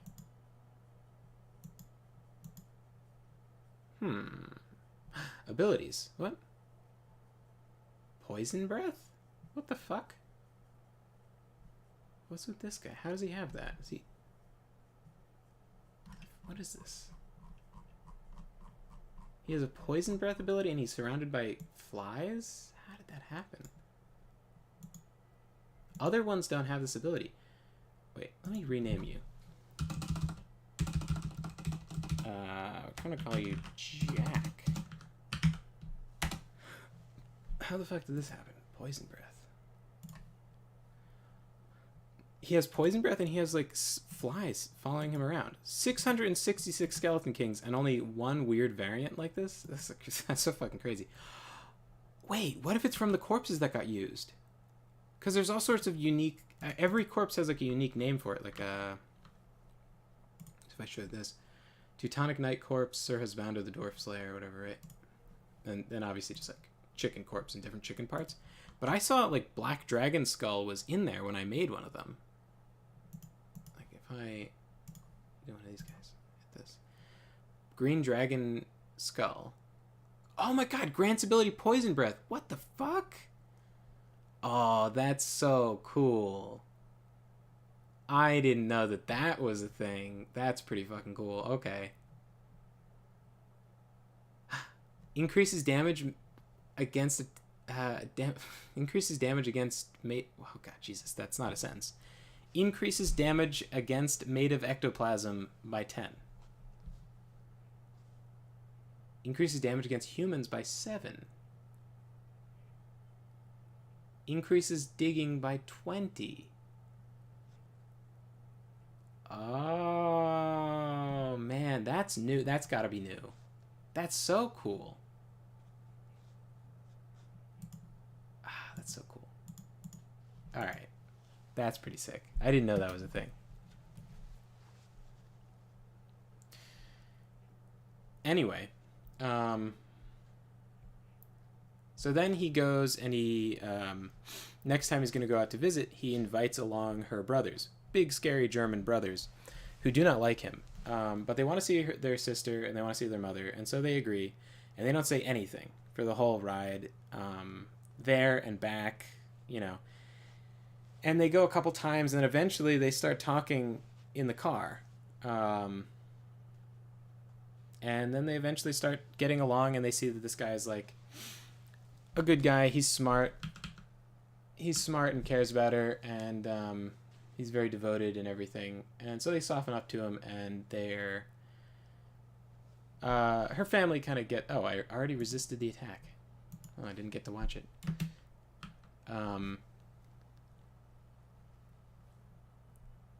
So yeah, they soften up on the subject and they're okay with them getting married. And that is the story of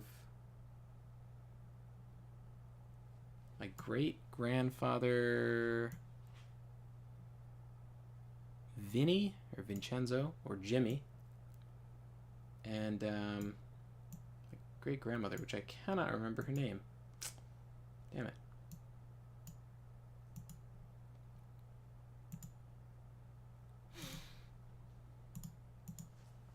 I wonder if reducing the trees, like if I cut down all the trees, would that increase my frame rate?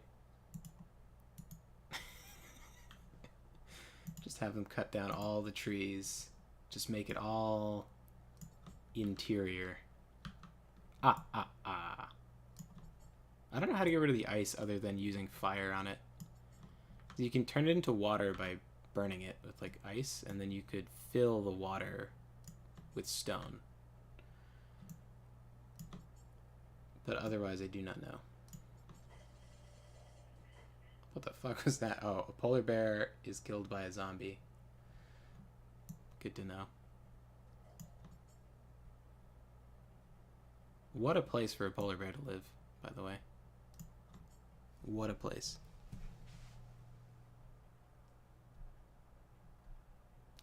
Yeah, and that's the story of How I Met Your Mother. Grandmothers. Grand. Yeah. But yeah, all my ancestors are like engineers and shit, and I'm just like whatever.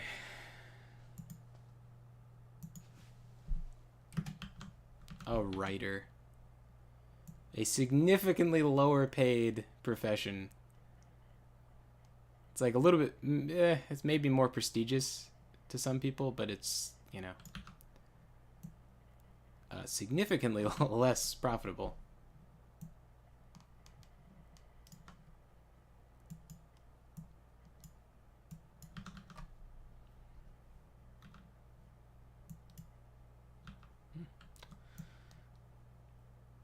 Boop. Yeah, we'll just get rid of all these tree stumps, and that'll fix the frame rate, I'm sure. Should probably retire this dungeon. You guys want to see the mod I made for this game?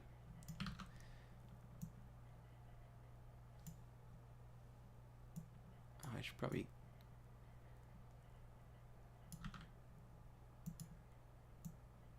Should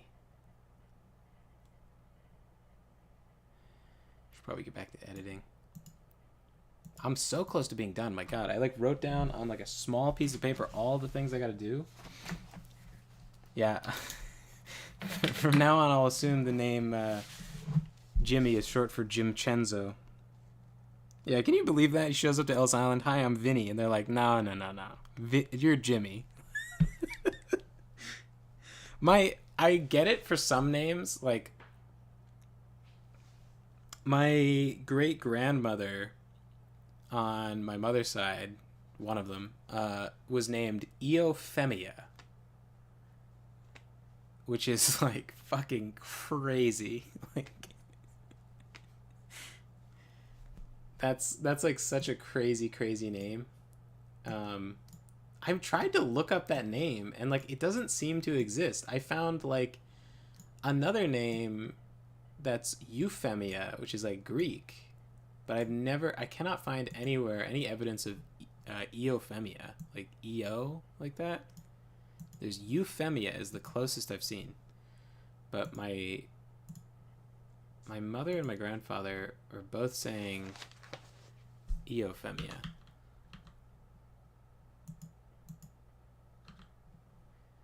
And then, like, she had to get some kind of license for something, and they needed her legal name. And her legal name is, like, not Eophemia. And so she had to remember what the guy said, because they lost the paper or something, so she didn't know what her name legally was, because he picked such a crazy name. Like, such a different name. Her name legally is Fanny. They changed her name to Fanny, because they were like, what the fuck is Eophemia? And they're like, alright, your name is Fanny. Which is a little bit more understanding than Vinny to Jimmy.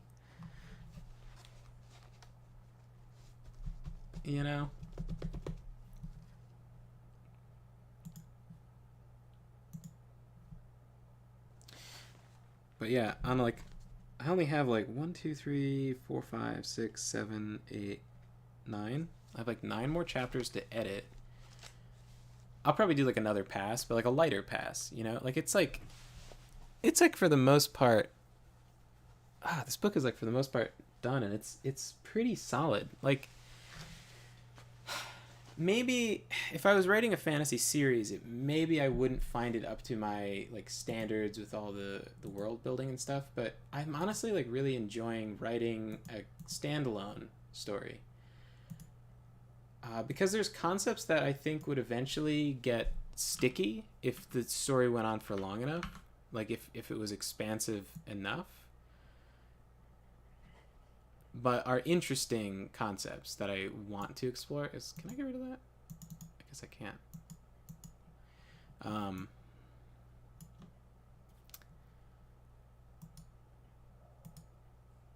Or it's like, I think in a long enough piece you have more rooms for...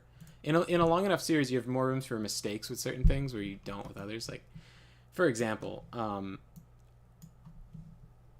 always kind of been interested in meteor showers, the spell like meteor shower, as like, because like one of the first RPGs I played was the first Guild Wars, and meteor shower is very dramatic in that game, and compared to the 0 SFX that the other abilities had.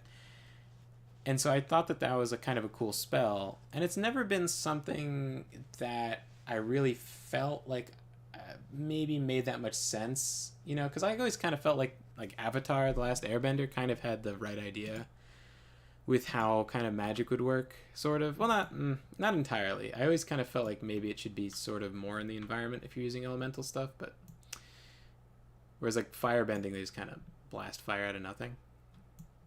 But anyway, I wanted to explore like having meteor shower exist in a novel, whereas I'd always kind of assumed it wasn't really possible. But I put it in the story as like kind of how the humans got out of a I don't want to explain too much, but it's like used in their sort of origin, right? And so I was then able to have a medieval society that kind of understands how space works. And so some of the comparisons that they make, some of the metaphors that I use in the narration are relating to space because of the pivotal role it played in their history. Kids in this medieval society kind of know what a solar system is and stuff. And so it kind of shows up in their vocabulary. And I think over a long enough period, there's room for me making plot holes if I was like making that into, oh, I resisted the attack of a red dragon. Apparently. 3 zombies have been killed. Well, probably just like spawned in someplace. I don't even know how they died. I don't see like fire. Zombie was killed. Why? What happened?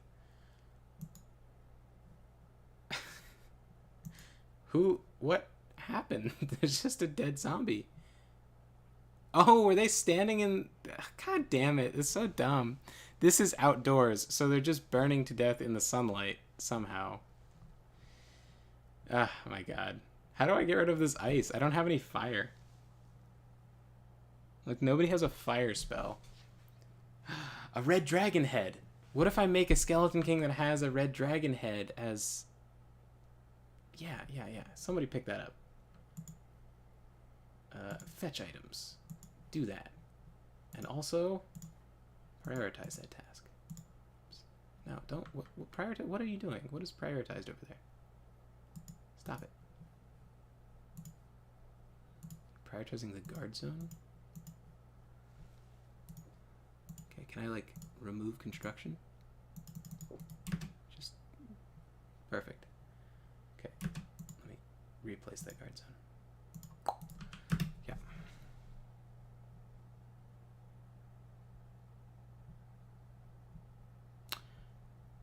You think you've seen that name before? And you're pretty sure it's pronounced Euphemia? Yeah, that's what I found, but that's also a Greek name, which is possible, right? Because my grandfather is from Bari, which is like right across from Greece. And I actually have like 1% Greek, right? Because like the Roman Empire was like super, super close with like Greece. They also have like Sicilian, which is also related.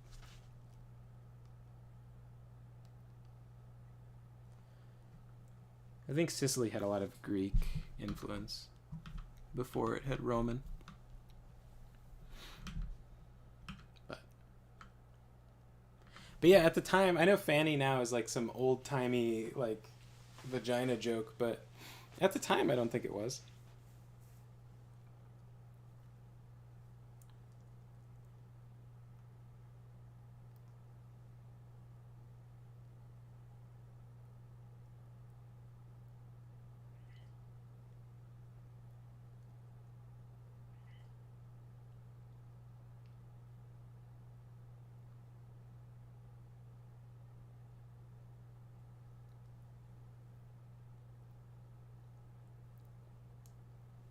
I think it became that later, probably. Yeah, so if I used fire, I could melt this ice and then fill it in as a pit. Alright. Alright. That's not too bad. As far as things go.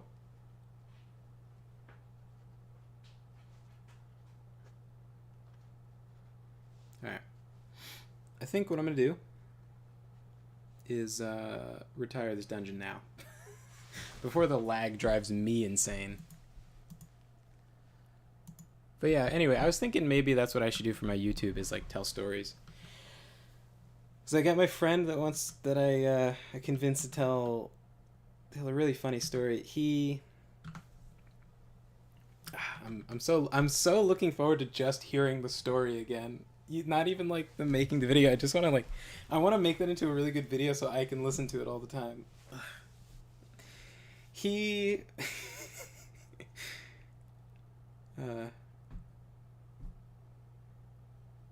yeah.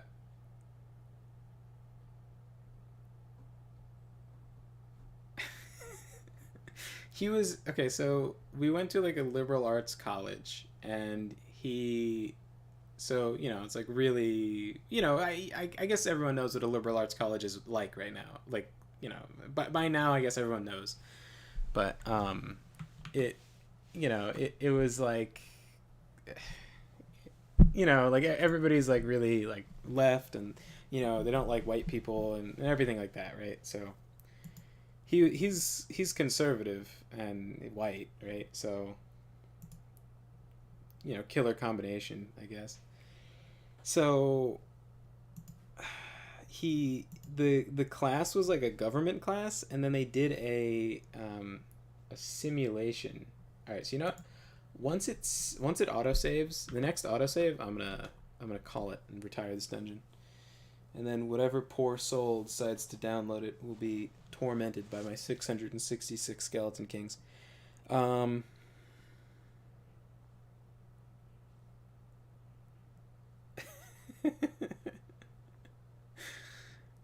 You have to pick a troll is killed by a skeleton king.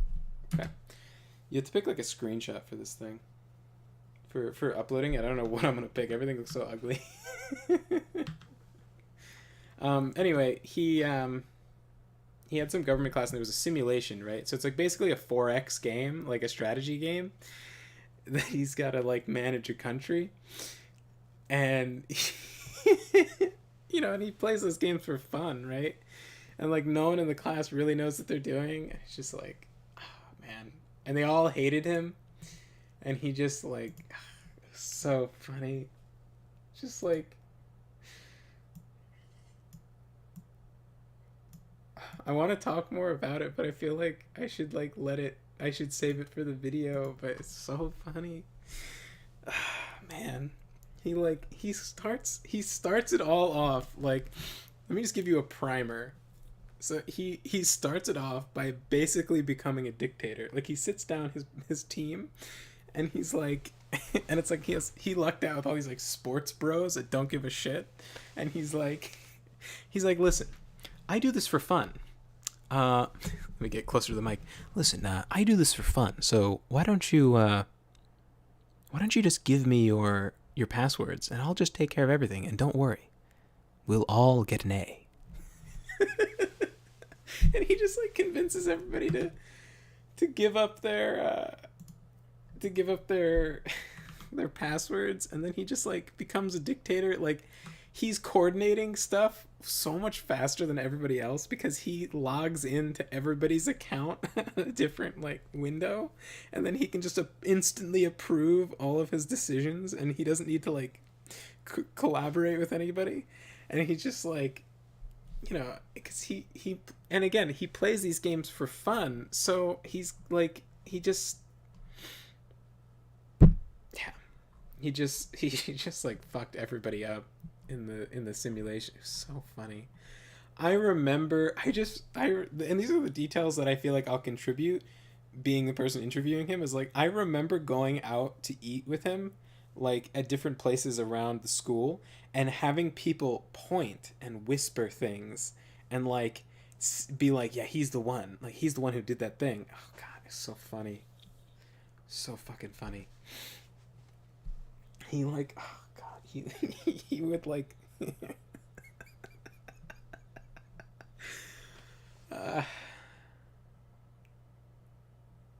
just, yeah, What the fuck? What did I name this guy? Was it... Oh, Lagdar. All right. So I just want to make a backup just in case I want to go back to this, because when you retire, it like deletes the save. And I was just thinking like, oh, maybe I would want to mess with this save more.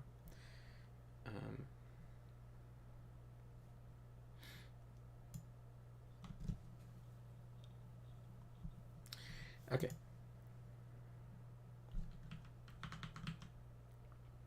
I don't know. What should I screenshot for this? My pride and joy. This. Oh, I didn't finish this. Fucky Wucky was a ducky. Let me finish this.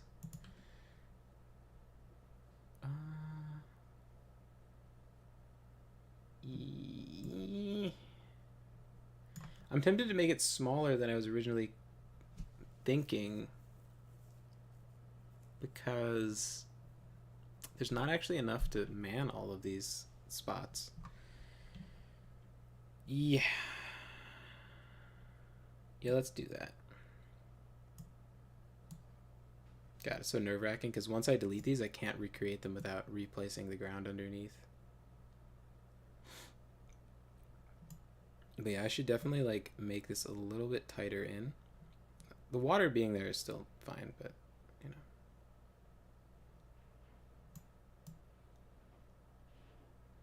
Man, I'm so excited for that. He's like on vacation right now, but when he gets back, we're gonna do it. It's gonna be so fun. I cannot wait for that. That'll be an actually good video on my channel, maybe. Very exciting.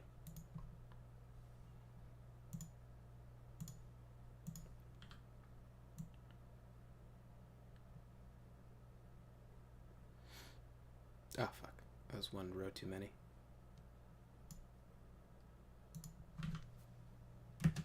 Maybe that'll make it easier to fill this out though.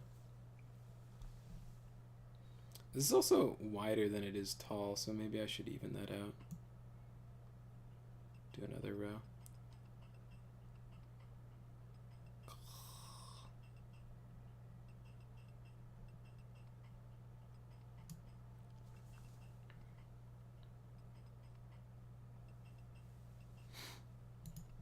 Cool.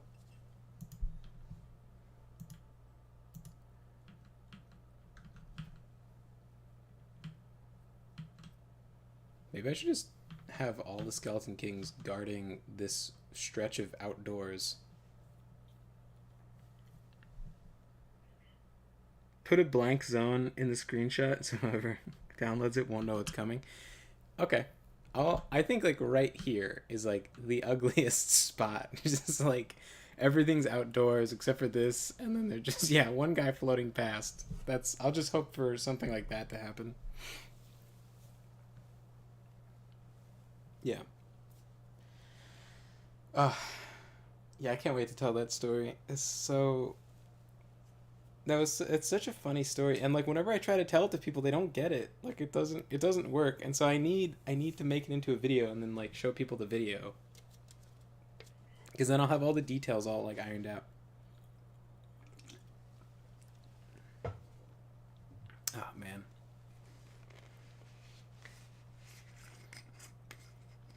I had forgotten a detail of that game that he reminded me of, where he forced his neighbors to make the parts of a nuclear bomb for him. He forced his demilitarized neighbors to manufacture nukes for him. Oh, man.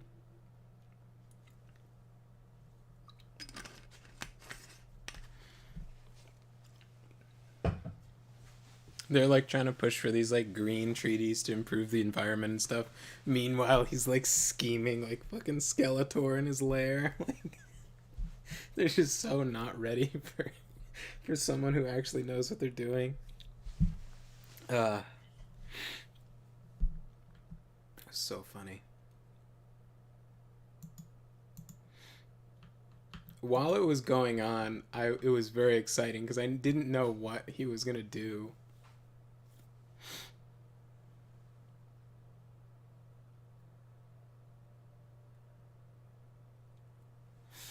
He was always kind of doing sort of crazy stuff.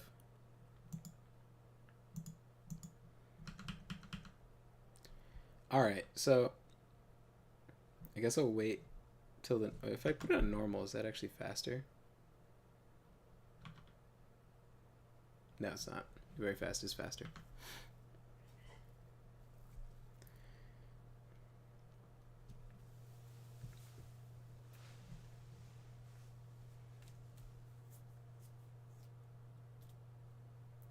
But yeah, maybe I'll do for my channel like a mix of those sort of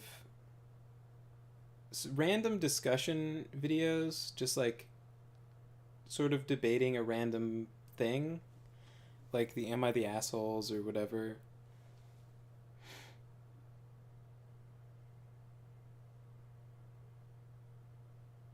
I came up with a really stupid video that is like probably not probably not good at all, but it was like me and it's so stupid I can't even like explain it. It was like a death battle thing where what game is what? Oh, the game that I played with Trisha? Or the simulation thing? The simulation thing you'd have to ask my friend because I have no idea what the fuck they were playing, but I know that he'd played several games in the system before, and so he was like well equipped to fuck them all up.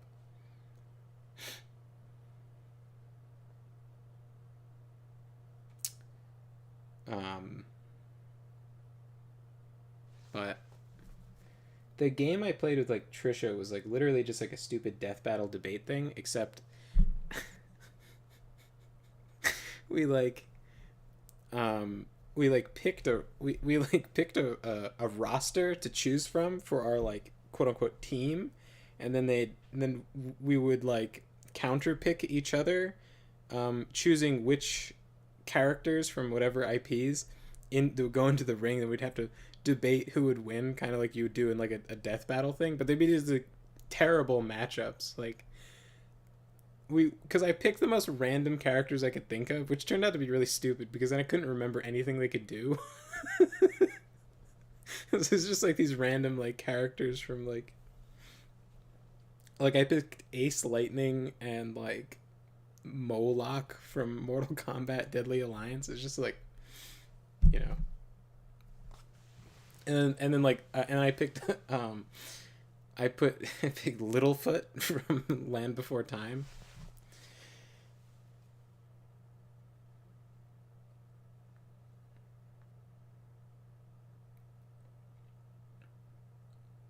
Probably gonna be a really stupid video.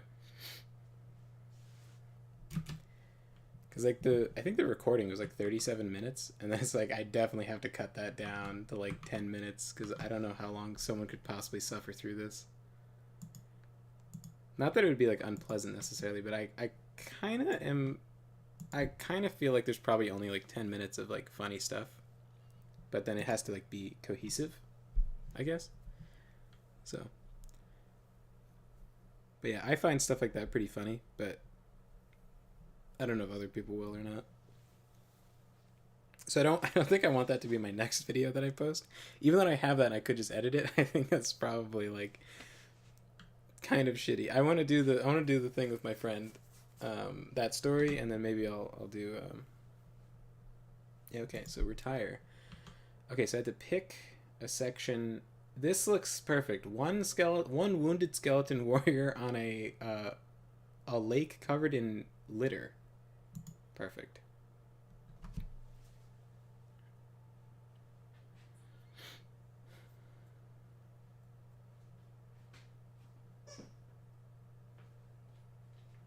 There's so many retired dungeons for this game. You're pretty sure a regular person is tougher than Littlefoot?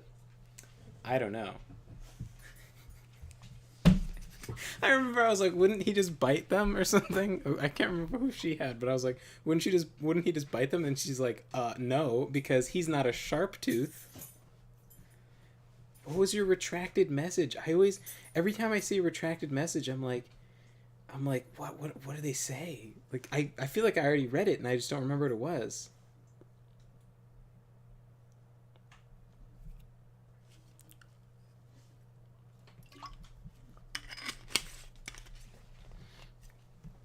Yeah, Trisha corrected me. She was like, "Oh, he's not a sharp tooth. There's specifically dinosaurs called sharp teeth that have sharp teeth, and he is not a sharp tooth." And I was like, "Oh fuck!" I just got wrecked. It was just so goofy. It was fun. I also another game I tried to play with Trisha, uh, which she was so cranky. It like did not. It was terrible. But um, an open book test on just like random stuff. So just a game of how fast can you look something up that you have no idea about.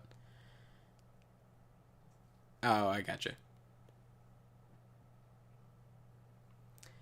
So like I would ask her like super random questions that would sometimes have funny answers, and then she'd have to go look them up. And she was so cranky because she's like, "Well, how would I know this? Boo, wah." So it didn't like.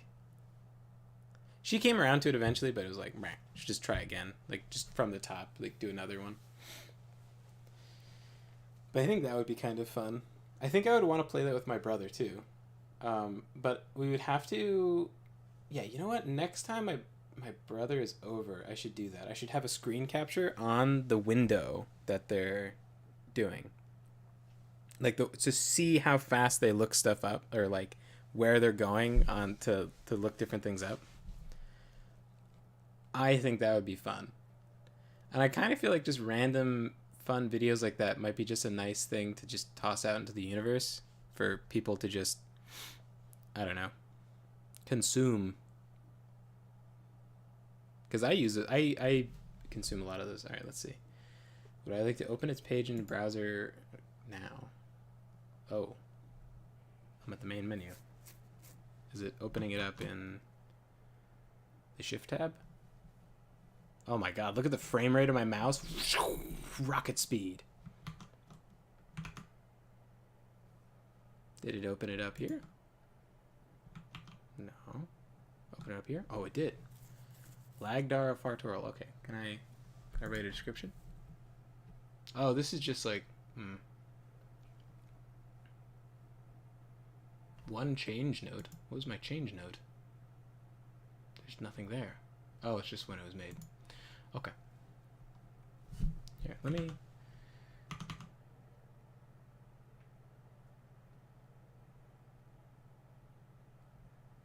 see.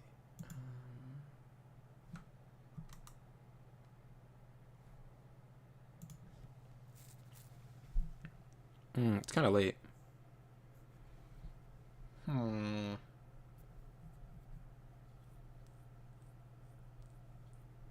Well, let me show you. If you're interested, I could show you that the mod that I made. It's not incredibly expansive, but I could turn on some cheats to make it faster too.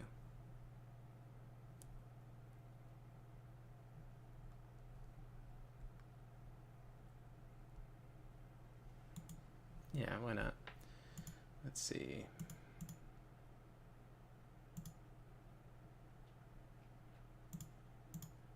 So, big map, go anywhere, and then Marco is what I want. And then place mod is definitely going to be important. Okay. See if this all actually works. Cool.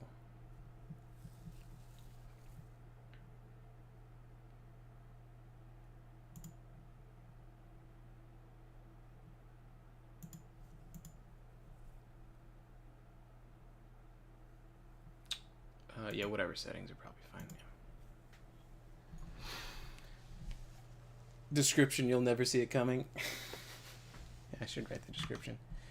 I think I have to find it like in the Steam window if I go look at workshop. Oh, you know what? Go most recent. It's not even the most recent. Like in that 3 seconds, more have been uploaded. What the fuck? My files. Files you posted. Files I've posted.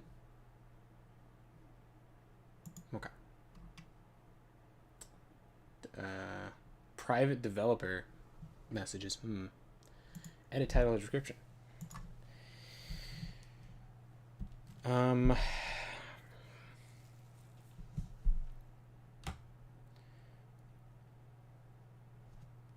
In Castle Lagenstein, the realm of Lagdar, the Laggy,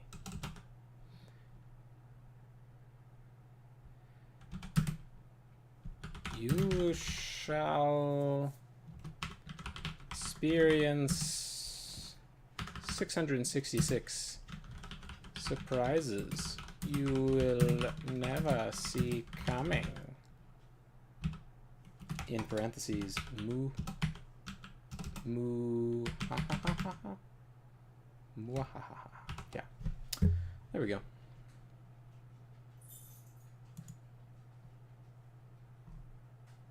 Cool, fantastic. Oh, wait a second. Wunderbar. Okay, so I can actually just show it much easier than whatever. So I made this thing. So the sprite that I originally worked with was the Hydra Sprite, which is this, and I took this thing and I took the eye out of it, and then I made it. I put it onto like one of the Hydra heads, or I trimmed the Hydra head to make it smaller, and then I put it on, and then I made it like a slit, and because I wanted to make like a worm creature, and that was like as close as I could get, and then I was like, oh, this would actually be maybe cool. So I gave it like super digging, and it's like relatively strong with like no defense. So it could still just like die in a tunnel, but maybe it'll do fine. And then I made the most impractical creature, which is a haunted suit of armor that can't move and like can't attack basically, but it spawns ghosts that can attack. So you can push this thing like where you'd want it to be, but obviously the spawning ghosts block where you're trying to push the suit of armor. So like it's not a super, you know, once it gets up to speed and starts spawning too many ghosts, you can't just like push it around willy-nilly like this. But I gave it like a decent amount of defense, so it should be like sort of effective. And then what else did I do?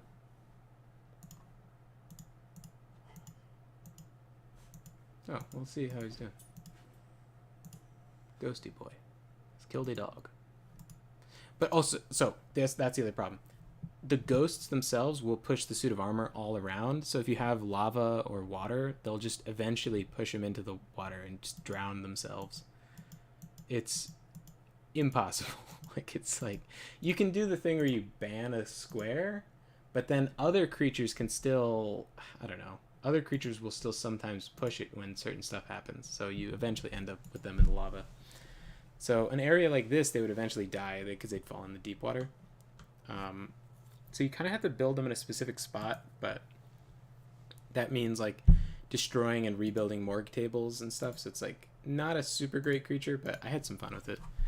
And then White Archer. So the AI for actually finding bows and things is like super shit.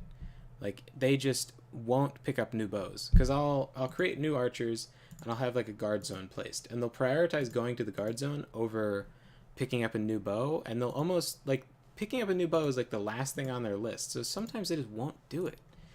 And so you have all these archers in position to guard, and they don't have any bows, they can't attack, and the enemies just break down the gate because all of your archers are unarmed. It's so ridiculous. So I made this guy an elite unit, right? So you get it like later on with like master necromancy, and he comes with a built-in bow shot, so he doesn't need a bow. He comes with a bow.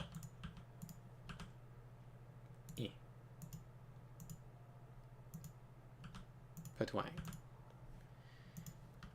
And then the last one I made is also down here. Skeleton Mage. This is just a model that's like, so this one obviously for the sprite I like took the bow from the like bow skeleton, and then I just like made it, I flipped it, made it bigger, and then like had to redraw, like draw where it ended to make it bigger because stretching it was like messed it up. And it probably looks pretty shitty, but it like you can tell what it's supposed to be, I guess. But then for this guy, Skeleton Mage, that's just a model in the game. Like this is just in the files and it's unused. And I think it might show up in a dungeon someplace, but you can't create it yourself. And so I was like, well, how can I make this different from the regular archers? And I was like, okay, so maybe he has 3 spells that each have a long cooldown. So he gets like, you know, like 3 shots and then he has to wait. And the trade-off to make him better than an archer is that this will be shorter range than a bow too. I think it's 6 instead of 8, I think is the bow range. I don't know, what's bow range? Standard bow range. 1, 2, 3, 4, 5, 6, 7. Okay, so it's not that much worse, but this one doesn't hurt allies, so you can shoot through allied squares. Whereas a bow will, unless you have like a specific trait that I think human archers get.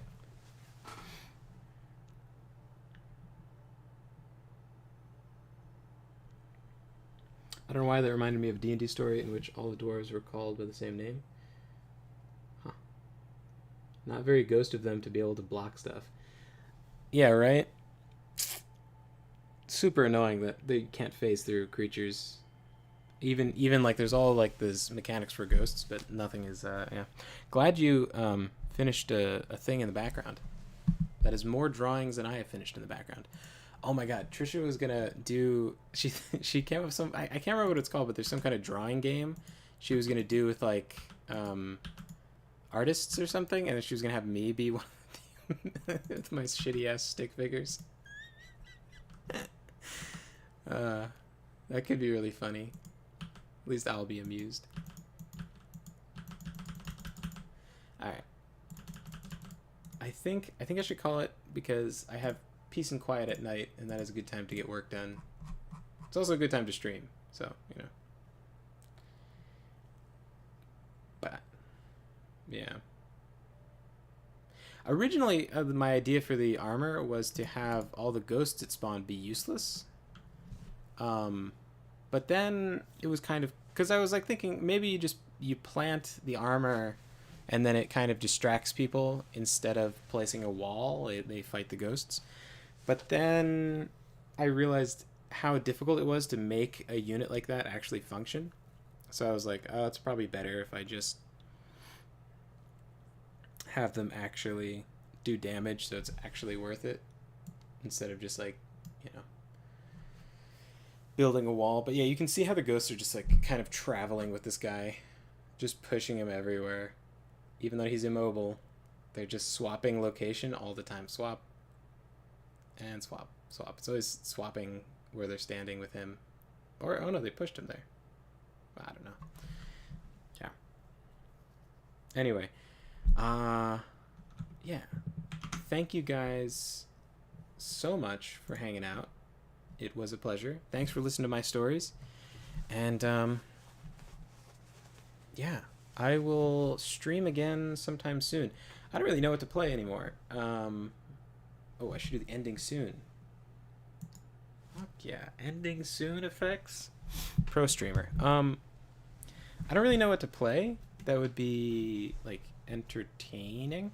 This game is sort of boring. I think Trisha would stab me if I tried to have her watch me play this.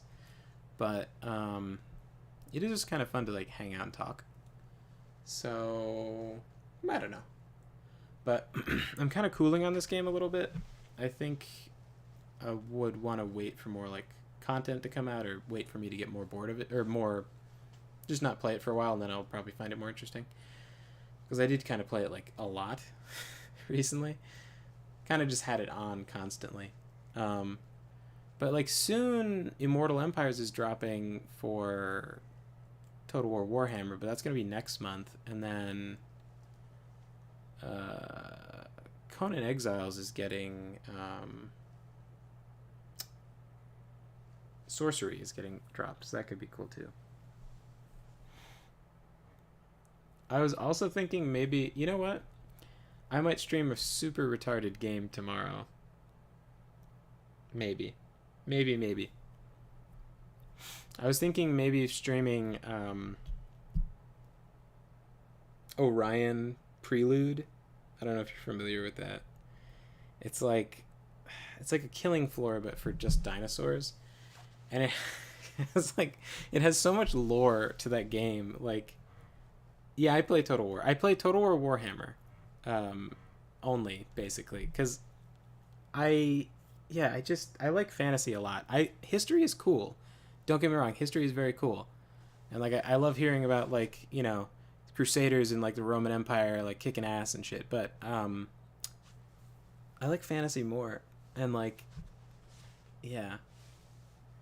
Especially like if you're playing as like a necromancer, you don't feel bad when your minions die. But if you're playing as like humans, then like when people die, you're like, oh, I really messed up. Those are like they have wives and kids. But then you can't not play as humans if you're playing like a historical Total War. So I do play as humans though, because I like being on the good guy side. So I will play as Empire Bretonia. Bretonia is like a whole lot of microing though. Hopefully the Empire, because like they really gave Cathay all the best stuff compared to the Empire. I really hope that the Empire comes out and is actually like decent when Immortal Empires drops, because I don't want Cathay to just be like the new Empire and Empire just be like nothing. But I think my favorite faction is Vampire Counts, and they were talking about all sorts of stuff they're going to do to help Vampire Counts for Immortal Empire, so I'm very excited. Yeah. Anyway, I might stream something stupid tomorrow. That could be fun. Just hang out for a bit. Probably a shorter stream. Maybe. I don't know. But for now, I'm gonna get back to my editing. I am so close to being done with this book. I had to figure out what I want to do for art for the cover.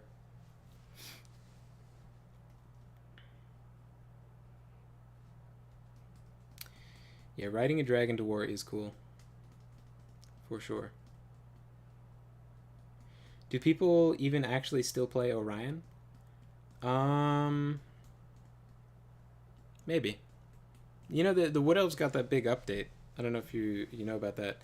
They gave so like only in the second game, right? Because they're not in the third game yet. But they gave Orion all these bonuses to charge units. So like you could play like a real chargy army, I guess. I don't know. They gave like the customizing unit ability to Durthu. So that's kind of a reason you'd play Durthu. I don't really see Orion being... When they made the update and all the other Wood Elf guys were cooler, I just didn't go back to playing Orion. I used to only play him because I don't want to be like a tree cuck who's like playing some guy who's every time you tell him to move, he's like talking about like, you know, humans and elves being shitty.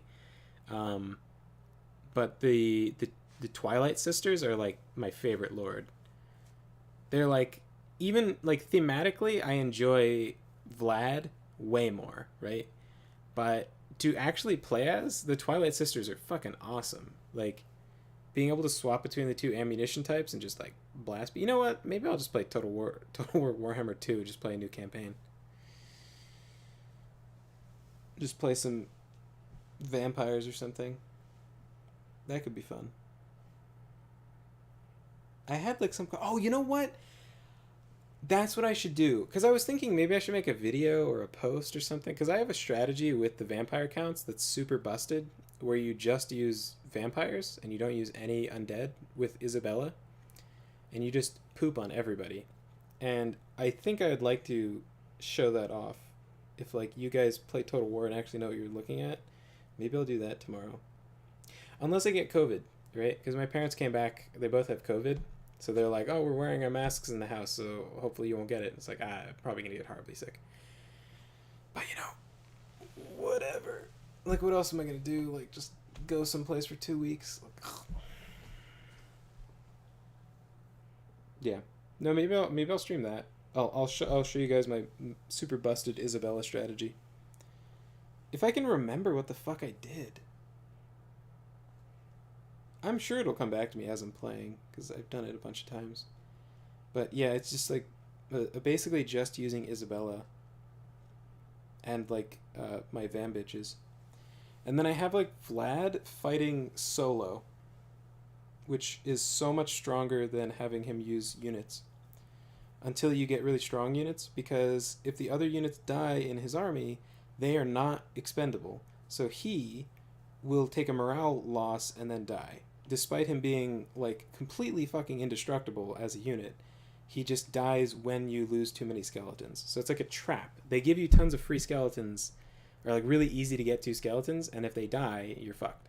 So it's like it's such a trick to have you use any units with Vlad. I use a Banshee and him so he can move faster on the campaign map.